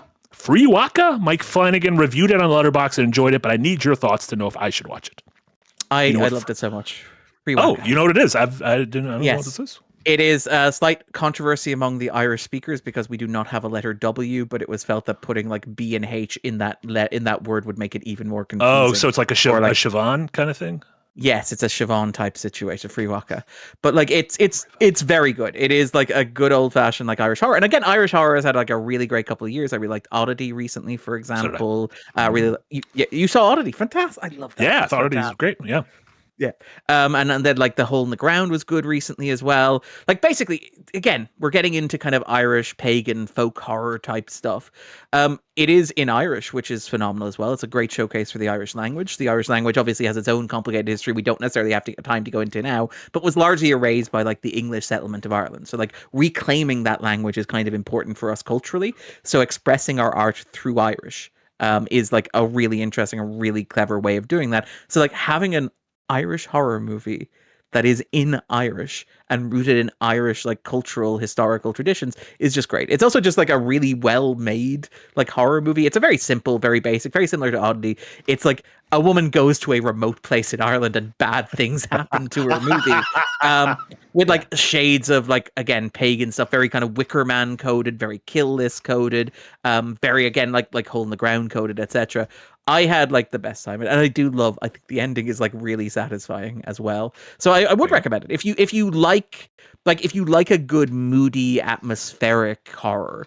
Like it's not body horror, it's not jump scare, it's not like going to jolt you out of your seat. It is a slow build kind of psychological tension that takes certain turns towards the end. I had a really, really good time with it. Really enjoyed it. Incredibly ignorant question, and I mean this sincerely. Are the Gaelic language and the Irish language the same thing? Growing up, I'd never heard of anyone use the term Irish as a language. Are they? We would say Gaelic. Yeah, us Gaeilge is Irish. Okay, so they're synonymous. Yes. Yeah. Okay. Great. There you go. I thought that you guys had like a secret second language I didn't know about. That'd have been fun. Like thieves' cant. not to indulge in stereotypes about like the canny Irishman or whatever. One of the greatest tricks that the Irish ever pulled was convincing like Europe that like Irish was a distinct language unto itself, so that like we would bypass the translation requirements to get a job with the EU, where you have to speak two languages, and it's like we speak English and Irish, and it's like, will that help you speak with any other members of the European Union? Like, no, but you guys agreed. It is technically a second language. Yeah. Listen, we found a loophole. If you want, if you're mad at it, just close it. How do you say in Irish, no takesies, backsies? Yeah. Yeah. Do you guys have a no takesies backsies? No takesies, backsies? I honestly do not speak that much Irish. That's fair. That's fair. I will say, when I moved up to Dublin as well, because I used to live in the west of Ireland, I used to speak, obviously, the four regions of Ireland. The language is the same.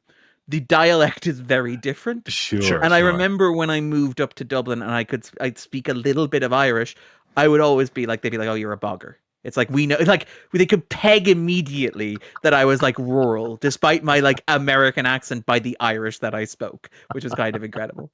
Love it. Love it. Vactor, thank you so much for re-upping in the Green Gang 2 whole years. And then Sussy Guru with a €20 dono.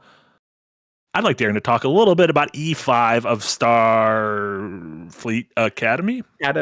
SFA, so mean. Starfleet Academy. Yes, while it didn't anger me as much as it did Darren, its attempt to equate Sisko's emissary arc to the teen's quarrel with an overbearing parent repulsed me. Was this the episode you wrote about specifically in your column? Well, I didn't write about it specifically. I wrote about like how much I hated it in the. So the column I wrote about how much an aspect of Starfleet Academy I liked, where I did the thing, the very Irish thing of like repressing something so deep down inside myself that I just have to express the opposite of it in order to work through it. Where I was like, I profoundly did not care for the 5th episode of Starfleet Academy, and I was like, I cannot write about how much I hate this because it feels petty and it feels angry and it feels very juvenile of me. So I will instead focus on one part of Starfleet Academy that I like, and I do honestly like, which is its approach to diversity, multiculturalism, inclusivity, and particularly like the idea that everybody fucks in the future. And I was like, yeah, I could do an entire article on that. With regards to like my feelings about 5, like, this is the thing. I do not care for it. I find it very... Look, it means a lot to the people who made it. It is obviously, like Tony Newsom's talked about it, how much it meant to her to make a movie that was celebrating the work of Avery Brooks, who plays Sisko. Sisko is my captain in terms of like Star Trek. Deep Space Nine is my Star Trek, as we've kind of discussed at length with Jack while Marty's been on holiday. Also, sometimes when Marty's been here. Let's be honest. Yeah, not just when I'm on holiday. Not just when I'm in Japan. I wish it was just when I'm on holiday. But Exhibit A. Yeah, right now, when somebody's paid €20, so I can't really like fob the question off. I was like, if it was a €2 dono, I could kind of pass the ball and be like, I don't want to bring that up. If you got to give him a €20 answer. Yeah, I do got to give a €20 answer to this. And it's like, I feel bad about it because obviously it does mean a lot to Tony Newsom to have this episode that is ostensibly a celebration of Avery Brooks. And I don't doubt that it is genuine. I don't doubt that it is sincere. I don't doubt that it comes from a place of genuine love and affection. I do really like Tony Newsom. We've talked on this podcast before about how much I love Lower Decks, which is the Tony Newsom Star Trek show. My issue with this is like quite simple, which is like, for me, if an actor wants to come back for their work and wants to be engaged with their work in the past, I think that is wonderful. I think it's nice that Patrick Stewart loves Picard so much and that he keeps coming back to him. I think it's really nice that that Shatner loves Kirk so much. I think it's nice that Nimoy kind of like had this love-hate relationship that circled around, I'm not Spock, I am Spock, I will serve as the ambassador for the franchise. And like, broadly speaking, as much as I may grip my teeth at a lot of the nostalgia, I'm generally happy that there exists like a format for people who have done science fiction shows in the past to continue to earn money by getting to come back and to do it, and that they are celebrated honestly and like lovingly for it. My issue with Brooks has always been that like Brooks has, and I say my issue with Brooks, not my issue with Brooks. I love Brooks so much. The thing with Brooks and this episode for me is that like Brooks has always had a complicated relationship to the character of Sisko for a variety of reasons that we don't necessarily need to get into for the time that we have, right? I love that performance. I love that character. Brooks has made it very clear that that is not all that he is. He does not see himself as defined by Sisko. Whether his career as an academic, his career in opera, his career on stage, his work as Spencer for Hire, like he has had a long and varied career where he's done many, many things, and Sisko for him is just one of those things. And this episode was made, I need to stress this very carefully, this episode was made with his awareness. He was told that it was happening, and it was explained to him that it was happening. And he gave the permission for the use of an audio recording of a poem that he wrote out of context decades ago. But he also seemingly, and again, this seems to be what happened, he asked that they not use his image in the episode. Like he seemed to, like the episode is structured so that like Sisko does not actually physically appear in the episode, whether as a person or whether as an image on a wall, a picture of him, right? And you can use the likeness of Avery Brooks as Sisko because that image is owned by Paramount, but like they chose not to, and they've talked about all the choices they made being in accordance to his requests. So the inference is that he requested that they not use his image in the episode. Mm-hmm. And there is like a part of me, and it is me personally. I'm not generalizing. I need to stress this is my personal reaction to this. Sorry, I know this sounds like I'm protesting too much, but I need to be very careful because people do like this, and it does mean a lot to them. And I'm not in any way impugning like what Tawny Newsome did. I think like she came from a place of genuine love. But like for me, if somebody as an actor says, you go, I want to make this tribute to you, and you go, sure, fine, just don't use my image in it.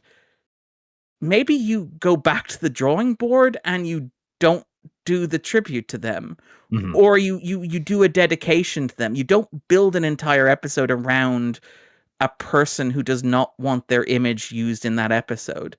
And that is, again, me. I don't know the intricacies of the negotiations that happened. I know mm-hmm. that like Cyril Lofton was involved in that. Like, but to me, it just felt so weird and so kind of insistent.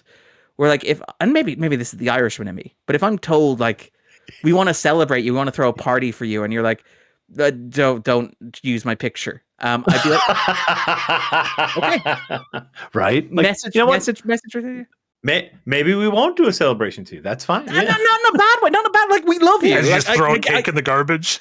Yeah, we didn't have this made for you. It's fine. It's fine. We can have the cake at your house. Like I get to meet you and talk to you, and you mean a lot to me personally. And you've given me your time, but it's like I don't need to make a public spectacle of my love. Anyway, sorry. Like I apologize. No, I get you. I feel uncomfortable talking about this. And it's only because somebody asked for the details, and it is just my opinion, but it is like the reaction that I had, which was a very visceral, very strong one mm-hmm. of like, I don't mind what Patrick Stewart does with Picard. I grouse on this podcast all the time about Star Trek Picard season 3, but a part of me is also like, look, he agreed to do it. It's his own business. It's his own life. Absolutely. I did brush up against like Brooks, who has a long history of being, I'm not like Deep Space Nine guy. Let him not be Deep Space Nine guy if he doesn't want to be Deep Space Nine guy. But anyway, sorry. Yeah, no. And I love Deep Space Nine, and I love him as Deep Space Nine guy. But it's like, anyway, sorry. Like, sorry. No, it's like this is a complicated fandom in general. Star Trek specifically, Star Wars specifically. We went through the same thing with Mark Hamill in The Last Jedi, which is a movie we will not talk about.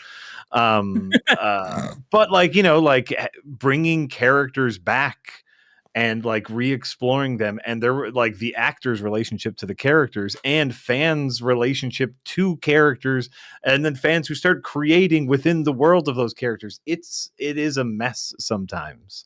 So I like the way that you put this, which is just like, hey, they did something, they had the right to do it. I didn't like it, but I didn't make it. Yeah, and also like I don't doubt the genuineness behind it. I don't doubt that it was well intentioned. I don't think it was cynical. I don't like they could have been more. They could have used his image if he didn't want to use his. Like they have the legal right to use his image either way, and they chose not to use his image to respect his wishes. But part of me is also like, if you're going to respect his wishes, read the subtext of "Don't use my image." Anyway, look, sure. Sorry. Yeah. Sorry. And we promise we will not talk about The Last Jedi, but we will talk about The Rise of Skywalker, because I have some questions about what's going on in Exegol. What's going on? I mean, Exegol? Babu Frick, right? We love Babu Frick, right? We do all love Babu Frick. Love Carrie that Russell, like sprinkle a little Carrie Russell in there. Spielberg's comment after seeing that, which is the ultimate, like, he asked me what I thought of the movie, and I have to deflect very quickly, was like, You could do more Babu Frick. That's the one note I have. Otherwise, they're like,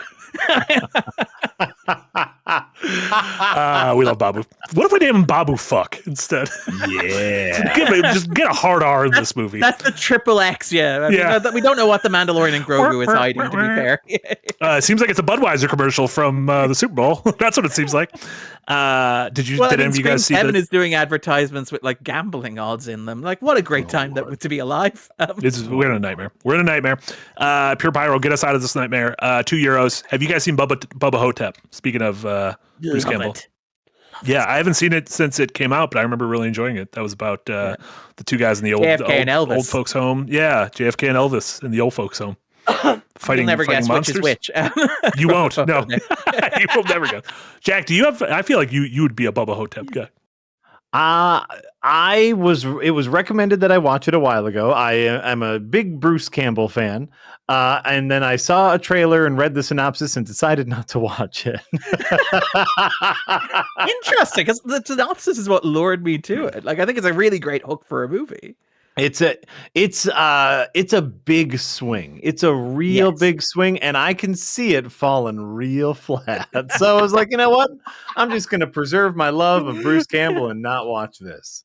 There you go. It is on Tubi, Eric informs us. Whoa, what? A little Tubi fair. All right. There you go. If we all have a Tubi recommendation, it'll be Tubi 4.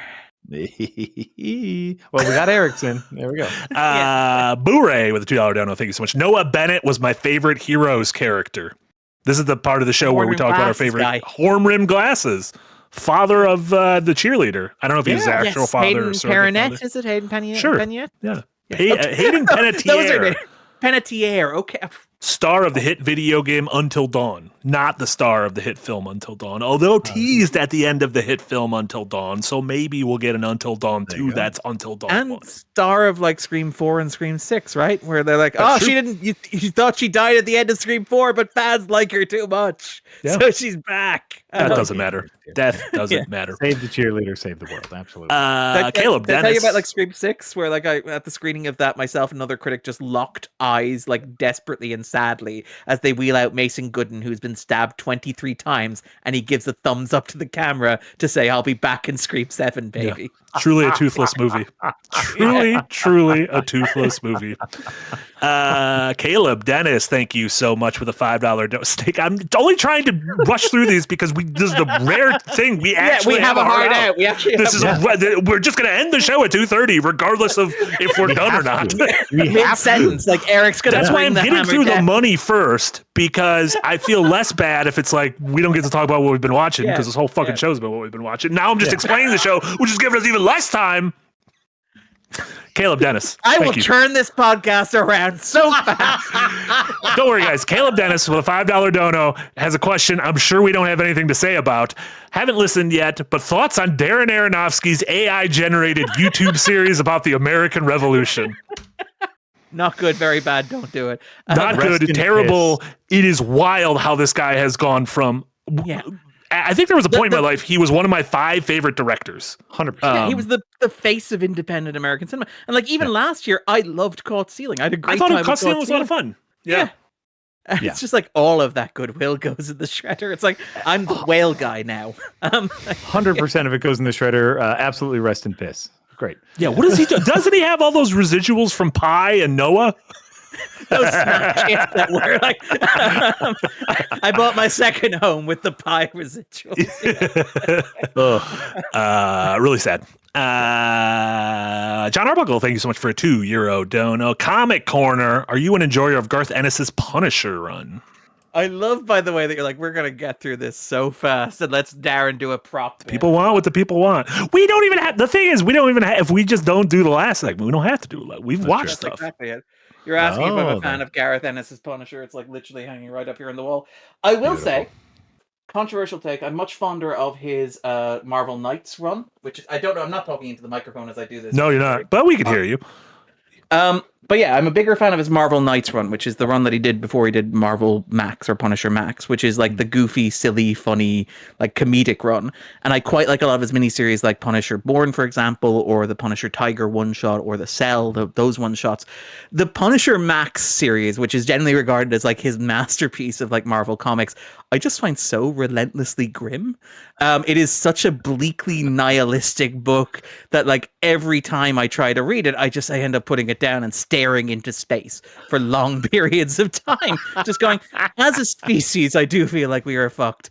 But I think, again, Ennis, when he's on, is an absolutely incredible writer. I do prefer Ennis in his kind of profane comedy mode, like the Preacher comic that he did for like DC. Hitman, I also quite enjoyed. And even like his like occasionally like his passive aggressive superhero work, which is so great. He's a guy who hates superheroes, but also understands that he needs to get paid. And so sometimes will write superheroes. So you'll get things like Batman Reptile, which is just this really incredibly passive aggressive book about how much Garth Ennis fucking hates Batman. And I'm Why like, is it called Reptile? Because ostensibly because it's about the transformation of Killer Croc, but it is. Oh, So if you think about it, it's about the idea that Batman is like reptile brain. The Batman is kind of turning into this kind of subhuman creature metaphorically, and so he's like a lizard, Batman not a is. reptile. Those are no, not a lizard. He's a bat. Jesus, I got the wrong thing that Batman is. I do like that there will be a test on this later. What animal is Batman based on? And Marty's like, wait a minute, let me think. I got this one. I got this one. He was in the last Spider-Man movie. Fuck, lizard. Lizard. Yeah. He was. He was in the last one. That's right. It's been like 6 years since a Spider-Man movie. Yeah. What's his name? Reese Ifans? Yes. Sure. Everybody's favorite Spider-Man villain, Reese Ifans as the Lizard. Hey, he's good in House of the Dragon. It's fine. Yeah. It's fine. But yeah, no, I really like Garth Ennis' Punisher. And his Marvel Knights run, I think, is underrated because it's so mean-spirited. It's the one where the Punisher punches a polar bear, which is just incredible. Yes. More comics should feature the Punisher punching a polar bear. So is it like one of the CG or like the AI generated polar bears that are in like the Coca-Cola ads for Christmas? Because if it's one of those polar bears, you can punch him. That's fine. No, he's about to like feed a mobster to a polar bear, and he walks up, and you have the inner monologue of like, cute, adorable, fluffy.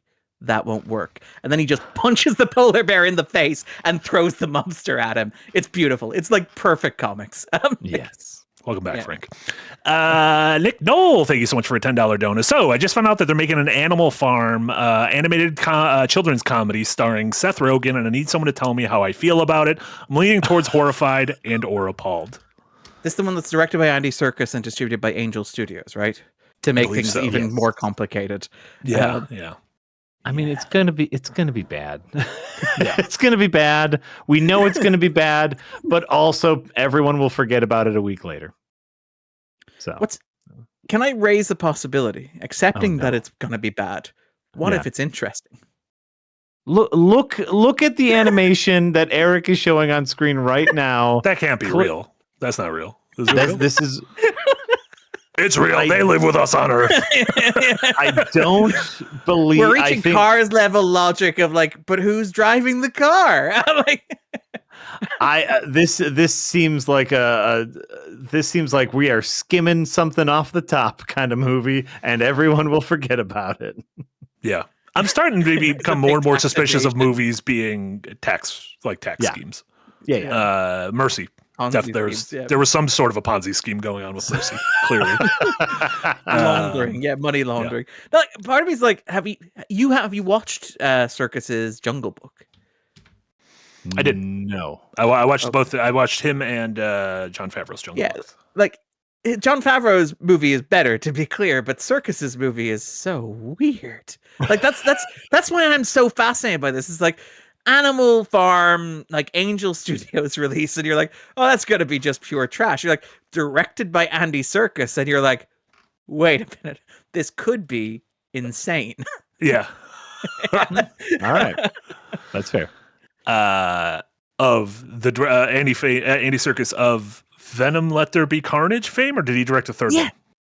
No, he directed the best one. He directed the second one. Is he directing The Hunt for Gollum Part 1 and Part 2 as well, I believe?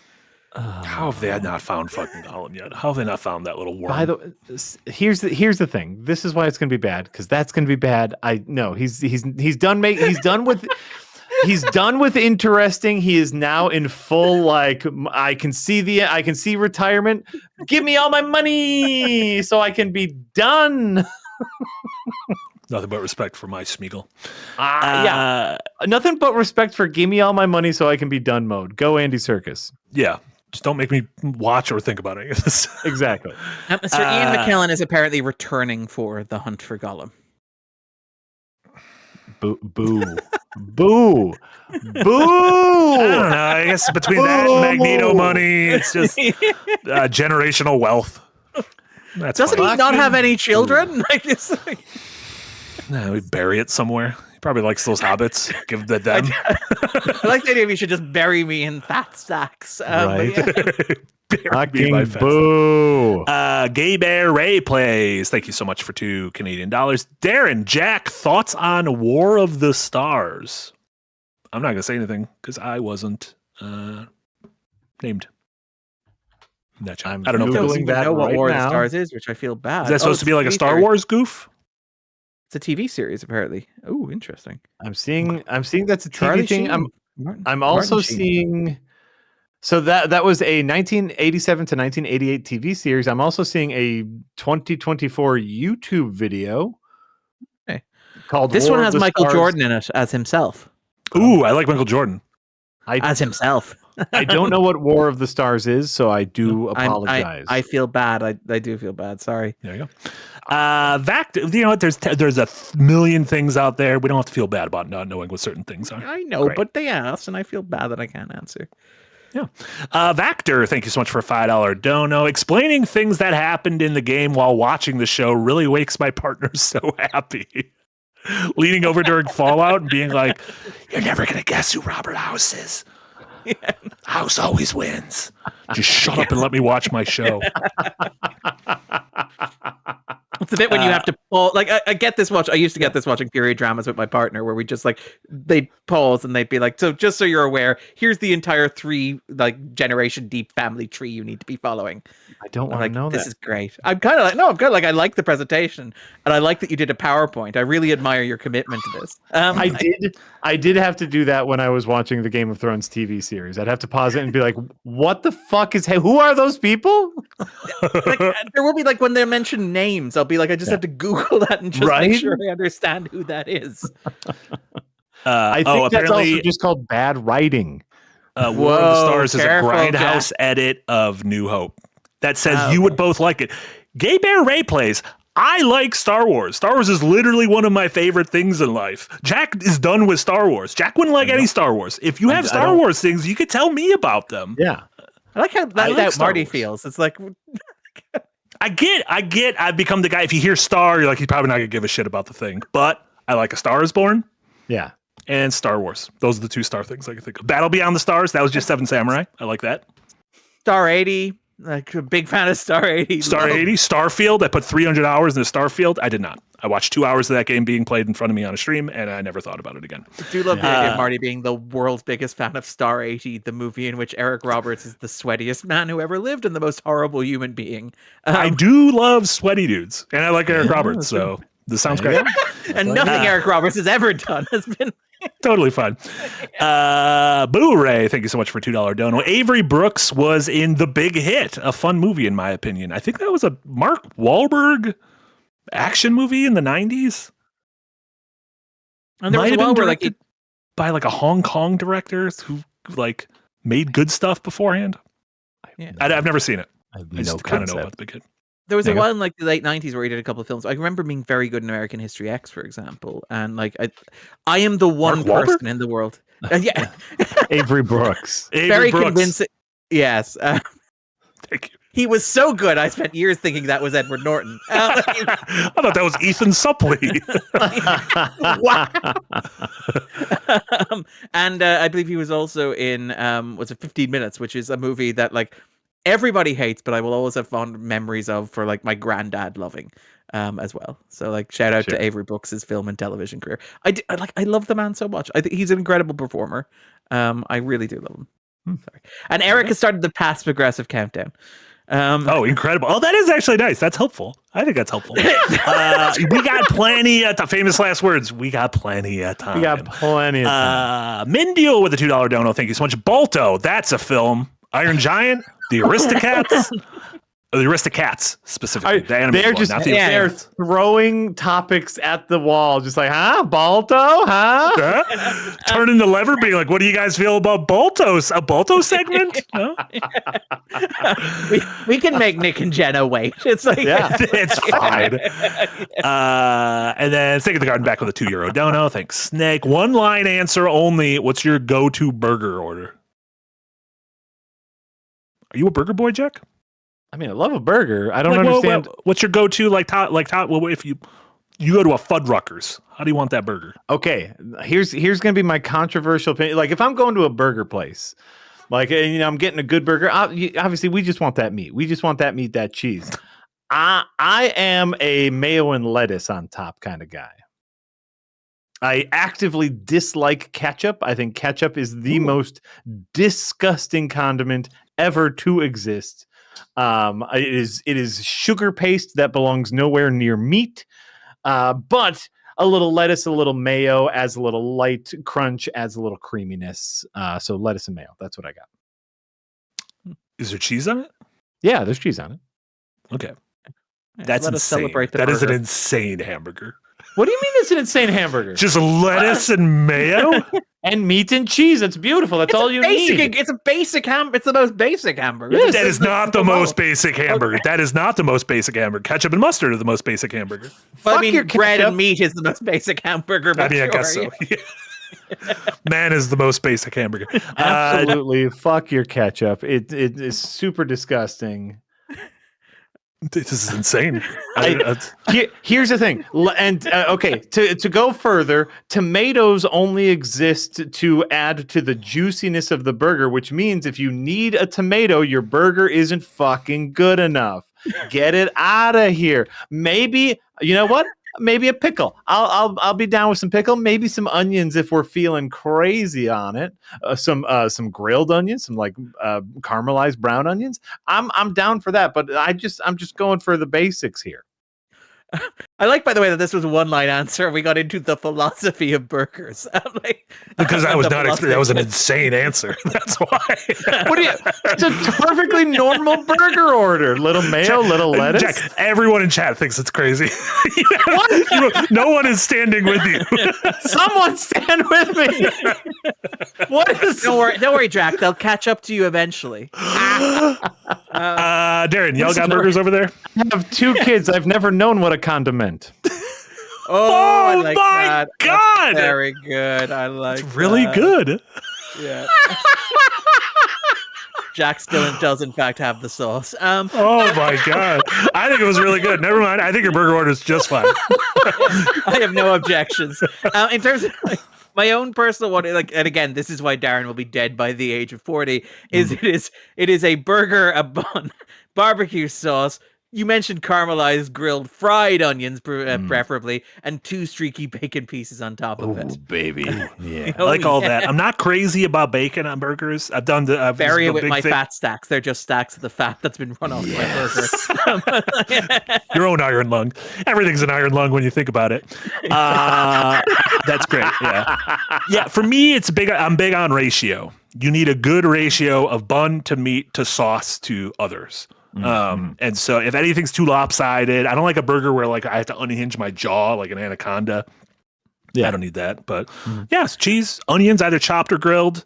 Love a little jalapenos, like a burger sauce. Maybe mix a couple sauces together and create a little burger sauce. Is my finger mixing them? But yeah, burgers are great. And then last super chat, Sussy Guru, €5 dono. Thank you so much. Mayo on fries. Opinions? That's a big continental thing, right? Yeah, they do that on the continent. I'm a big fan. Yeah, I am unfortunately sorry, Jack, a ketchup and chip person. Ketchup's still my goat. Yeah, many people are, and I weep for you. It's so gross. I will say an aioli where you mix the two. Yeah. Very fancy. I like an aioli. That's like an upper tax bracket mayo. Yeah, that's like a 1%. That's like the only 1% mayo thing with notions. Notions. Incredible. Okay, we made it. We made it to the last segment. We can do Great. quick round robin. What have we been watching? Jack, you got anything you want to share with class? Real quick, I can do a to be fair. Go for it. This might have been a to be fair before. This isn't what I've been watching, but it's my to be fair this week, which is the comedy Bottoms. Yeah, that was great. Love Bottom so much. Amazing comedy, a capital C comedy, a boner comedy from a young female perspective. Absolutely delightful, free to watch on Tubi. The one thing I've been watching a few things. The one thing I would like to talk about is Hamnet. As I am going to try to watch as many Best Picture nominees as possible. Except for F1 because I don't give a fuck. Well, I got Hamnet. Hamnet. Bullshit. I'm putting it out. This Shakespeare guy just overrated, really. Like, I mean, what has he done? Not enough mayo and lettuce in this treatise on trauma and grief. I think it's bullshit. I think Boo-hoo, your kid died. Go fucking have a poem about it. Write the greatest fucking tragedy in English language history. Well, I think that's part of the problem is I don't necessarily know a lot of Shakespeare. I don't care about Shakespeare. But here's my real problem with Hamnet. Well, some absolutely phenomenal performances. Yeah. And deserves the best director nomination simply for getting performances out of children that I find to be absolutely remarkable. So like I think it's a fine movie, but I think in a movie that's all about exploring how an artist processes grief through their work, they spend so little time exploring how an artist processes grief through their work. I wanted more of that of the movie and less of pinch ass in the tall grass. So Pinch Ass in the Tall Grass. It's original title, actually. Yeah, I mean, like, it is a very vaginal movie. Like, there is like, it's like, hey, how'd you like some more close-ups of caves and crevices and there's some nice damp foliage. It's like, it is like very like, and again, we are joking, but it is very overtly. It's very vaginal. Well, no, but also like the first half of the movie is just kind of about his burgeoning romance with his soon-to-be wife, which is great. Doesn't necessarily have anything to do with Hamnet. I came here for I would argue that Hamnet is a fairly linear causation that like derives from that. But then explore that part of it. I wanted Hamnet. Did you not see the crevasses, Jack? Like, ton of great crevasses. What if in the third act they took Bill Shakespeare and threw him in an iron lung and put him in an ocean of blood? Hell yes. See, now I'm back. And now I'm back. Darren, you've written about the movie? I haven't. Dude. Okay, yeah. I like this movie. I don't love it as much as most people do, but seem to love it a great deal more than Jack. Like, for me, it's a solid 3-star movie. Like, I think it is a very clever, a very academic, very intellectual movie. It is that thing that I have with like Zhao's work, where it's like I sit there and I watch it and go, "That is really clever," but I don't feel the great emotional weight that everybody else watching it seems to. Where like for me, like this is a movie about the idea of like processing grief and trauma and transforming it into art, and through that, like making a collective experience. Like for me, the final half hour of this movie is like phenomenal. It's one of the best things I have seen in cinema in a while. And like, you know, to Jack's point, I do find the Malekian kind of like first 2/3 of the movie to be a little bit much for me at times. It's like, I do like a montage, and I do like a drifting camera, and I do like a nice ambient soundscape, and I do like the English countryside. But at a certain point, it is nice to have a good storytelling structure that you could follow organically. But the final third of it is just like a powerhouse knockout for me. It's that moment where like it's this idea that like. And again, it's this stereotypical, of course, we love movies, so of course we love it. And of course, Chloe Zhao makes movies, so of course she loves it. But it's this idea of you feel this thing emotionally that you think is just you, and you go into a room with a bunch of strangers, and you all witness the performance of that thing in front of you. And in that moment, you all feel the same thing or something close to one another as a group with a bunch of people you don't know, and how incredibly evocative, like, and powerful that is. And like, and again, not to put the kind of guy who strokes his chin, but it does feel a bit like, say, the Bone Temple or something like that, where it's like, maybe we need public monuments to grief in the wake of maybe something that has happened recently, that maybe was like a biblical plague, that maybe caused a bunch of deaths, that maybe we haven't properly reconciled with. But this idea of a shared processing of grief, which I found just incredibly sweet, incredibly moving. I liked it. I didn't love it because I never, like, my eyes never watered. I can't believe I'm going to say this. Unlike the end of Wonderman, my eyes never watered. Like, Darren, that was my exact fucking thought. I was bawling like a baby at the end of Wonderman. And here, which, by the way, absolutely, you're right. The last sequence in Hamnet is gorgeous and moving. And I'm sitting there going, wow, this is moving. The dry-eyed to Tuesday. Yeah. Weird that they used Phantom Planet's California during that scene too. Like, it's weird that both those things used it. Everybody's talking at me as we close in on like Agnes's face. I really love that she got up on stage with William and they kind of flew off into the distance together. Yeah, it was beautiful. Really beautiful. Yeah. Really beautiful. Wonderful. Anything else, Jack? It was Groundhog Day, and so I watched Groundhog Day. I've seen Groundhog Day a million times at this point. I love time loop movies. Here's something I noticed about Groundhog Day on this rewatch is how kind of shitty Rita is. Here's what I'm going to say.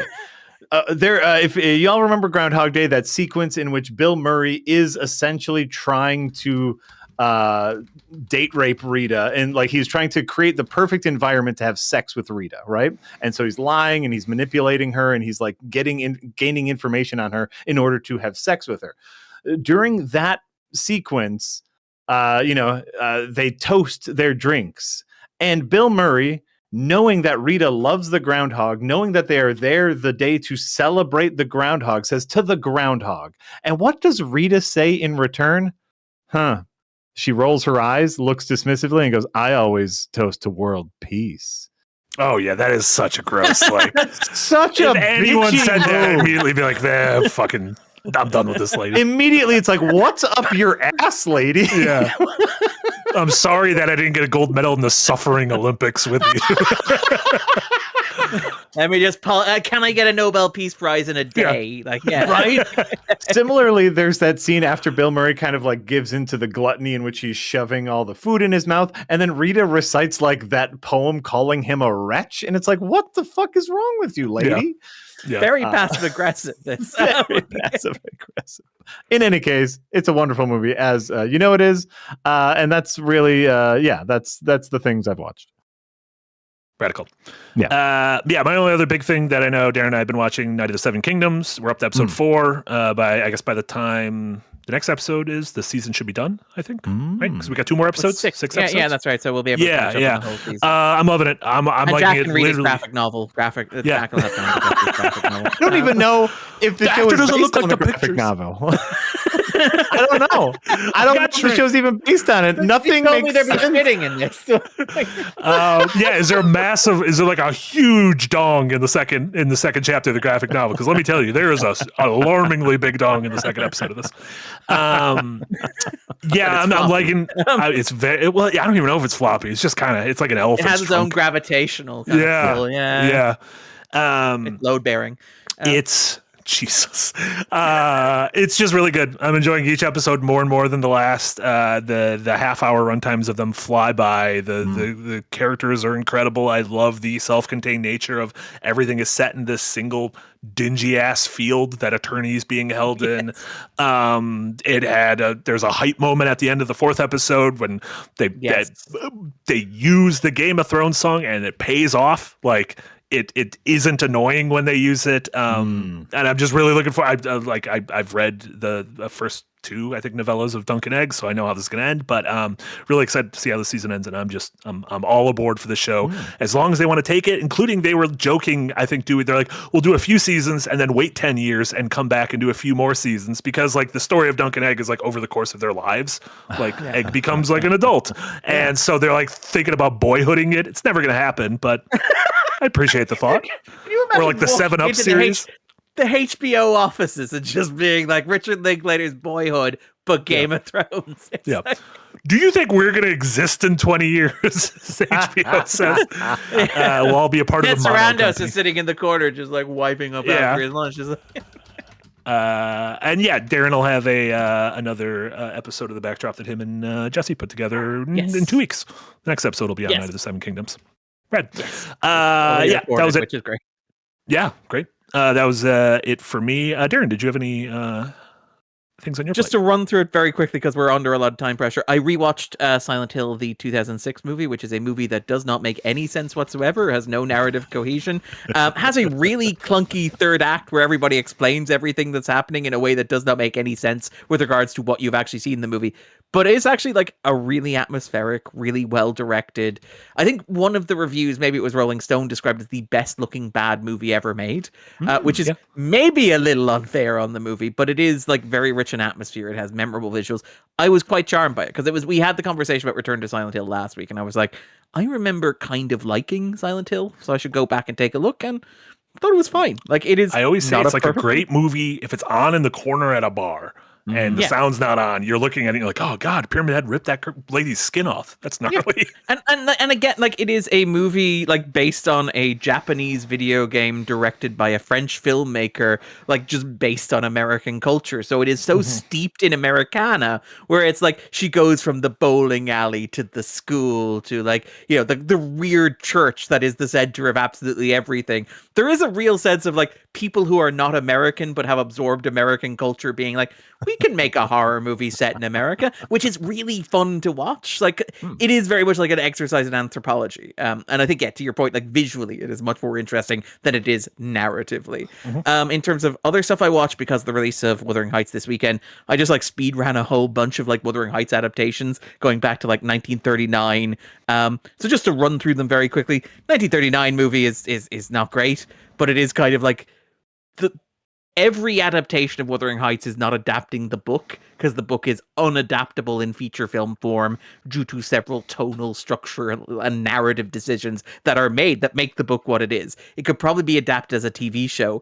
It is impossible to adapt faithfully. So like the 1939 version, which is just like, no, we're going to chop the second half off the book and we're going to turn this weird gothic horror into a love story.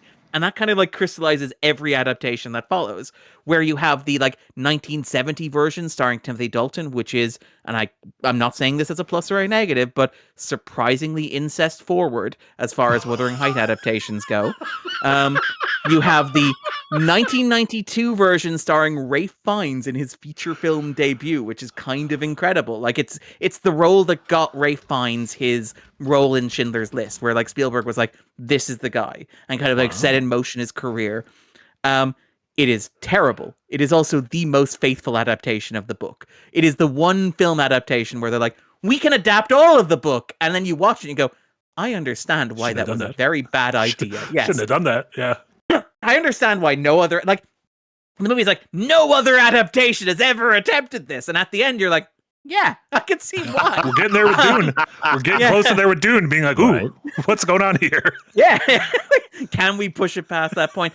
And obviously the recent Andrea Arnold 2011 one, which is maybe like the best of the adaptations that I've seen, simply because it is the one that captures my experience of reading Wuthering Heights as like a teenager, which is just, these are the two most horrible people I have ever encountered. And they are basically, I'm fine with them ruining each other's lives, but it's really annoying how they ruin the lives of everybody else around them. So I am very excited to see Emerald Fennell's adaptation of Wuthering Heights releasing this weekend. I am actually quite interested. And I think Fennell's actually a pretty good stylist. And I do think Wuthering Heights is a text that cannot be adapted faithfully, because that's the nature of the book. And I think that, it's like, it's a text that you can do anything with. And like, I kind of like that idea as an adaptational source. Other than that, I watched like The Smashing Machine and the documentary The Smashing Machine. Benny Safdie should be like sent to prison for like how much of like the movie The Smashing Machine released last year is lifted shot for shot from the documentary The Smashing Machine released in 2002 and coincidentally made completely unavailable in the release of this movie. It is incredible. So that's the Safdie brother that should be in prison. Well played, Marty. Well played. A supreme jest, if you will. But yeah. Yeah, okay, fine. Very poor choice of words. I apologize for that. But yeah, it is like an interesting film.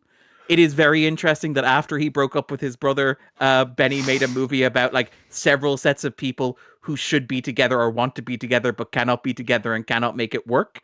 If I were a Freudian analyst, I would think that is very interesting. Benny, are you working through some stuff there? But anyway, let's move on very, very quickly. And then just two quick ones. The Crucible, the 1996 adaptation of Arthur Miller's play, because there's a version of that's on the Dublin stage right now and I want to see it. It is respectful and stoic and lifeless. It is so telling that like Hollywood, like Arthur Miller's play about like the Blacklist, which is this searing 1950s work, which is a commentary on like HUAC and on like Hollywood's complicity in making the Blacklist and having people name names and how that implicated people and destroyed lives. Hollywood's like, it's a pretty hot play. Of course we're going to adapt it into a movie. In 1996, 40 years after this whole thing has resolved itself and nobody cares about it whatsoever. It is like has an incredible Daniel Day-Lewis performance in it. I think Winona Ryder's very good in it, but it is so dramatically inert and it does feel like a kid finally getting around to the homework they were supposed to turn in 40 years ago. And then finally, looking at the countdown, hit 10 minutes. I saw Whistle, the horror movie in which a bunch of teenagers in some encounter an Aztec death whistle, which summons their future which summons their future death back to murder them. It unsurprisingly blows. It is very, very, very bad. It is like it is unfortunately like Final Reduction Destination is probably the best way to describe it, where it's like somebody looked at like the monkey in Final Destination was like, we should just make a movie that is a series of like kill sequences that doesn't have a plot around it whatsoever. The only problem is that like most of those kill sequences are quite bad because they're very heavy on CGI. There is one very good death sequence involving a character whose future death is like a drunk driving accident. And so in the bedroom, they end up like having the drunk driving accident happen to their body in real time, which is really disgusting and kind of what you want from this movie. But so much of the movie is just like there's a CGI person on fire chasing you, or there's a creepy woman in old makeup chasing you, or there's a person with a needle in their arm chasing. Like it's very paint by numbers. It doesn't do the premise any real virtue. And because it's like a cheap teen horror movie, they still have to tie those death scenes together with like just the lamest plot, just the laziest, like most stereotypical, like somebody has seen a bunch of movies about teenagers, but not in like 40 years. It is a movie where for Halloween, one of the kids dresses up as Michael J. Fox's Teen Wolf, to give an example of like how firmly anchored in the present this movie is. It's not a good movie. Amazing. And I think we got there. 9 minutes to spare. Fantastic. Shout out to Teen Wolf, by the way. Whole minutes to He's a spare. teenage wolf. There's a separate like modern TV show. Like for kids that age, you say Teen Wolf, they do not think Michael J. Fox. Want to shout out, by the way, Dylan O'Brien's laugh in Send Help. Third lead of the movie, deserves its own Oscar nomination. Good laugh. Good laugh. It's an incredible laugh. It's an incredible laugh. That's actually really good. You've got a good evil laugh. I'm proud of you. Wrapping up the last few super chats. Gay Bear Mountain, thank you so much for re-upping and the Green Gang. And then a pair of donos. I just got through the Iron Lung talk. Markiplier made a short TV series called The Edge of Sleep, available on Tubi. Was snubbed on Prime Video. I've heard of that. I don't know what it's about. But Edge of Sleep, I will possibly check that out. And then followed it up with, it took me 5 tries to send that message over the course of about half an hour, so here's an extra $5 I was trying to send. Don't worry, it's not you. YouTube can sometimes be terrible. Just in general. Yeah. Only sometimes. Only sometimes. And then waiting for Seaman back to wrap up the show. Very easy question. I've never watched Star Trek or Star Wars. What should I start with? Or should I just go to a different alternative to avoid the insanity of the fandom? Honestly, probably the third one. With Star Wars, you start with 5. You start with 4. You go to 5. You go to 1, 2, 3. You go to 6. Don't then you go to do 11. that. Don't do that. Because after 3, then you need to watch Andor, and then you need to watch Rogue One, and you need to go right into 4. And I just wind up Marty and let him go. No, watch The Librarian starring Noah Wyle. That's on my local cable access channel now. Great. And it's got a much nicer fandom than either of those two. It's true. Because it doesn't have one. You should. Very nice. Okay, Here's what I'm saying. You should watch Star Wars. Like, it is a cultural touchstone. Like, watch Star Wars Episode 4, A New Hope. Take it from and then go in release order. Go in chronologically by release order. Yeah. Where would you start with Star Trek if someone was interested? That's like a genuine Next Generation question. Season 3 or like Next Generation Season 3. 4. Yeah. Next Generation Season 3 is the easy one. I am Easy. incapable of starting a show at season 3. I am physically incapable. The same thing when people are like, "Oh, you can watch One Piece," and we've taken 500 episodes out of it. I am incapable of doing that. I hope you like racism and sexism, Marty. Well, good for you. I do. I am a season. We have 1. the African planet in episode 3. Yeah, yeah. I'm an apologist. Like, I'm glad we got the racism out of our system early. But anyway, sorry, Jack. I will defend a lot of Star Trek Next Generation season 1 and 2. I think there's a lot of really good episodes. I even love the pilot. I would say that, but if you want, like, you can always go back and watch. Start with season 3. It's good. There's no caveats where you have to say, okay, it's going to be a little racist. I mean, obviously it was made in the 80s and 90s. It's all going to be a little racist and sexist. But the problem is that parts of it are more than a little. Touche.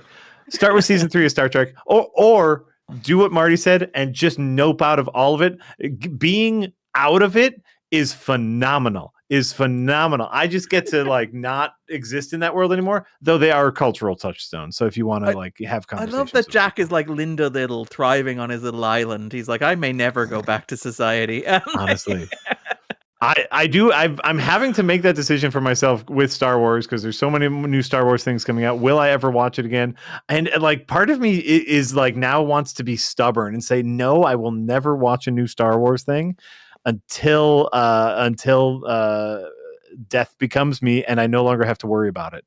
So would you say that, but you know that like at some point you're gonna cave and it's probably gonna be like the fucking Darth Maul animated TV show or something.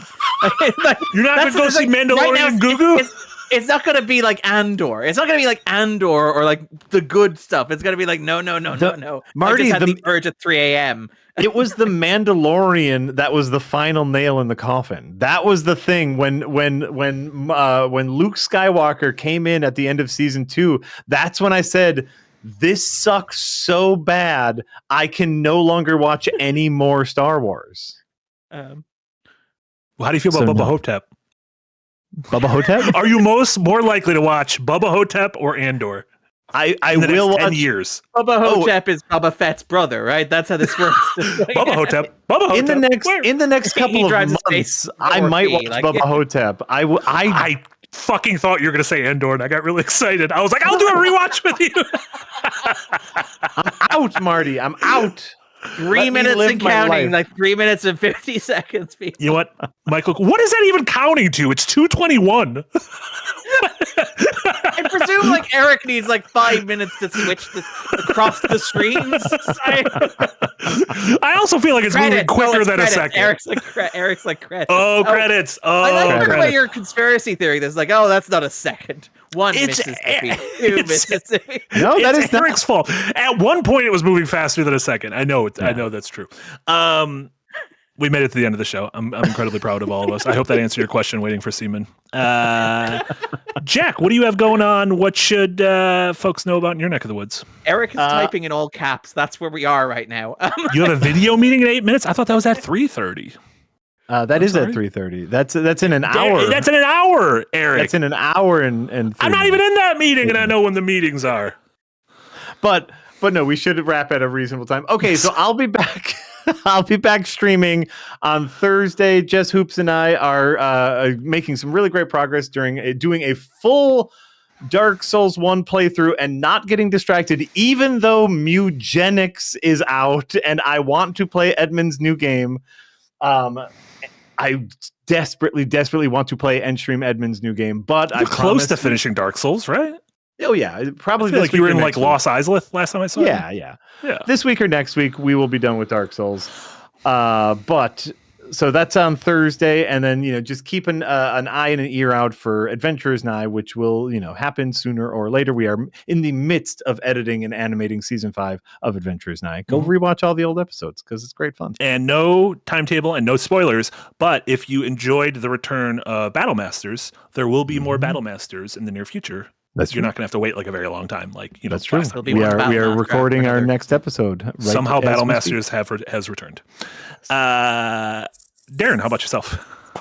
Very quickly to run through it. Myself and Jesse have a video that was released today on Fallout. Again, continually blown away by how quickly Jesse works and how good his work is. Insane. Where this Truly is obviously based on the last episode of the last season of Fallout and just turned around incredibly quickly. I had the advantage of getting screeners, so I could work a little bit ahead. But in terms of editing footage, just incredible work from Jesse. I think it's a really good video. I say whoever did that is a masterpiece of script writing. But I do think what incredible narration and writing. Yeah. Amazing. The voice is just so sonorous and so soothing. And we will next in 2 weeks we'll be talking about Knights of the Seven Kingdom as well, which I've already recorded, but we'll probably end up re-recording because it was kind of meant to go in this slot, and we'll maybe include some stuff from the later episodes because now I know how hard I can drive Jesse. But yeah, and then at this weekend, usual columns Friday and Monday. On Friday it'll probably be the column about acting and how acting is a big thing in contemporary pop culture, how we've got so many films and TV shows about acting recently. So check that out. Darren says, looking at the counter, that Eric has increased in size passive aggressively. I mean, at this point, we've done it. Yeah, we made it. We got here on time. Yeah, are you familiar with the story of the hair in the toilet party? I got all the... Oh, no, the timer fell off! If anyone's listening to this, there was a lot of good visual goofs on this episode, courtesy of Eric. Shout out to Master for saying we're passive in terms of... I was about to say tune in a half an hour for the stream. Apparently, it's not happening, so apologies. What? So this was just a regular... I got that message 10 minutes ago. And I just saw it now. So apologies. Still good that we did a 2.5 hour podcast. I still think that's good. I think that's good. I can go pick up my kids on time without texting them that I will be late. This is very exciting. We can be good dads now. It's great. So no more second wind. It's back up, baby. No more streams. Why is the counter moving up? Why is it? No more streams from Second Wind today. I'll probably be streaming on my personal channel later this evening. More Resi 7.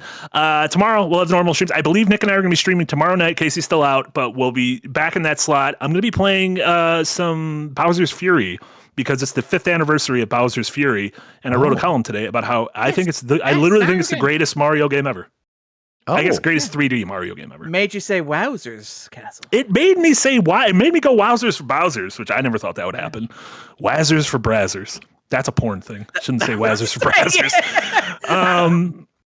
And then the other big scheduling change on Thursday, obviously Jack and Jess doing their normal Dark Souls. There's going to be no RPG Help Desk this week. However, right around that time, 3:45-ish, we'll be live. Nick, Eric, and myself will be live for a watch-along of the big PlayStation Showcase, which is at 4 p.m. on Thursday. That's an hour-long showcase. They're going to be showing off, we think, Wolverine, the Insomniac's Wolverine game, which is very exciting. Maybe get a release date for that in the fall.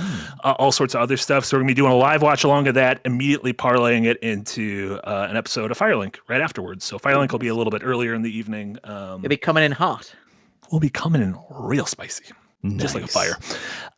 Incredible. We did good. I'm proud of all of us. Thank you all so much. Everyone who watched live, everyone who donated super chats, all those members of the Green Gang, anyone on our Patreon, thank you so much. Yes. Anyone listening on your podcast service of choice, we appreciate you all. So for Darren and Jack and Eric, this was Marty. This was the Rewind episode number 39. Thank you all so much. Everyone have a wonderful rest of your Tuesdays, and we'll see you all next time. Bye. Bye all. Bye.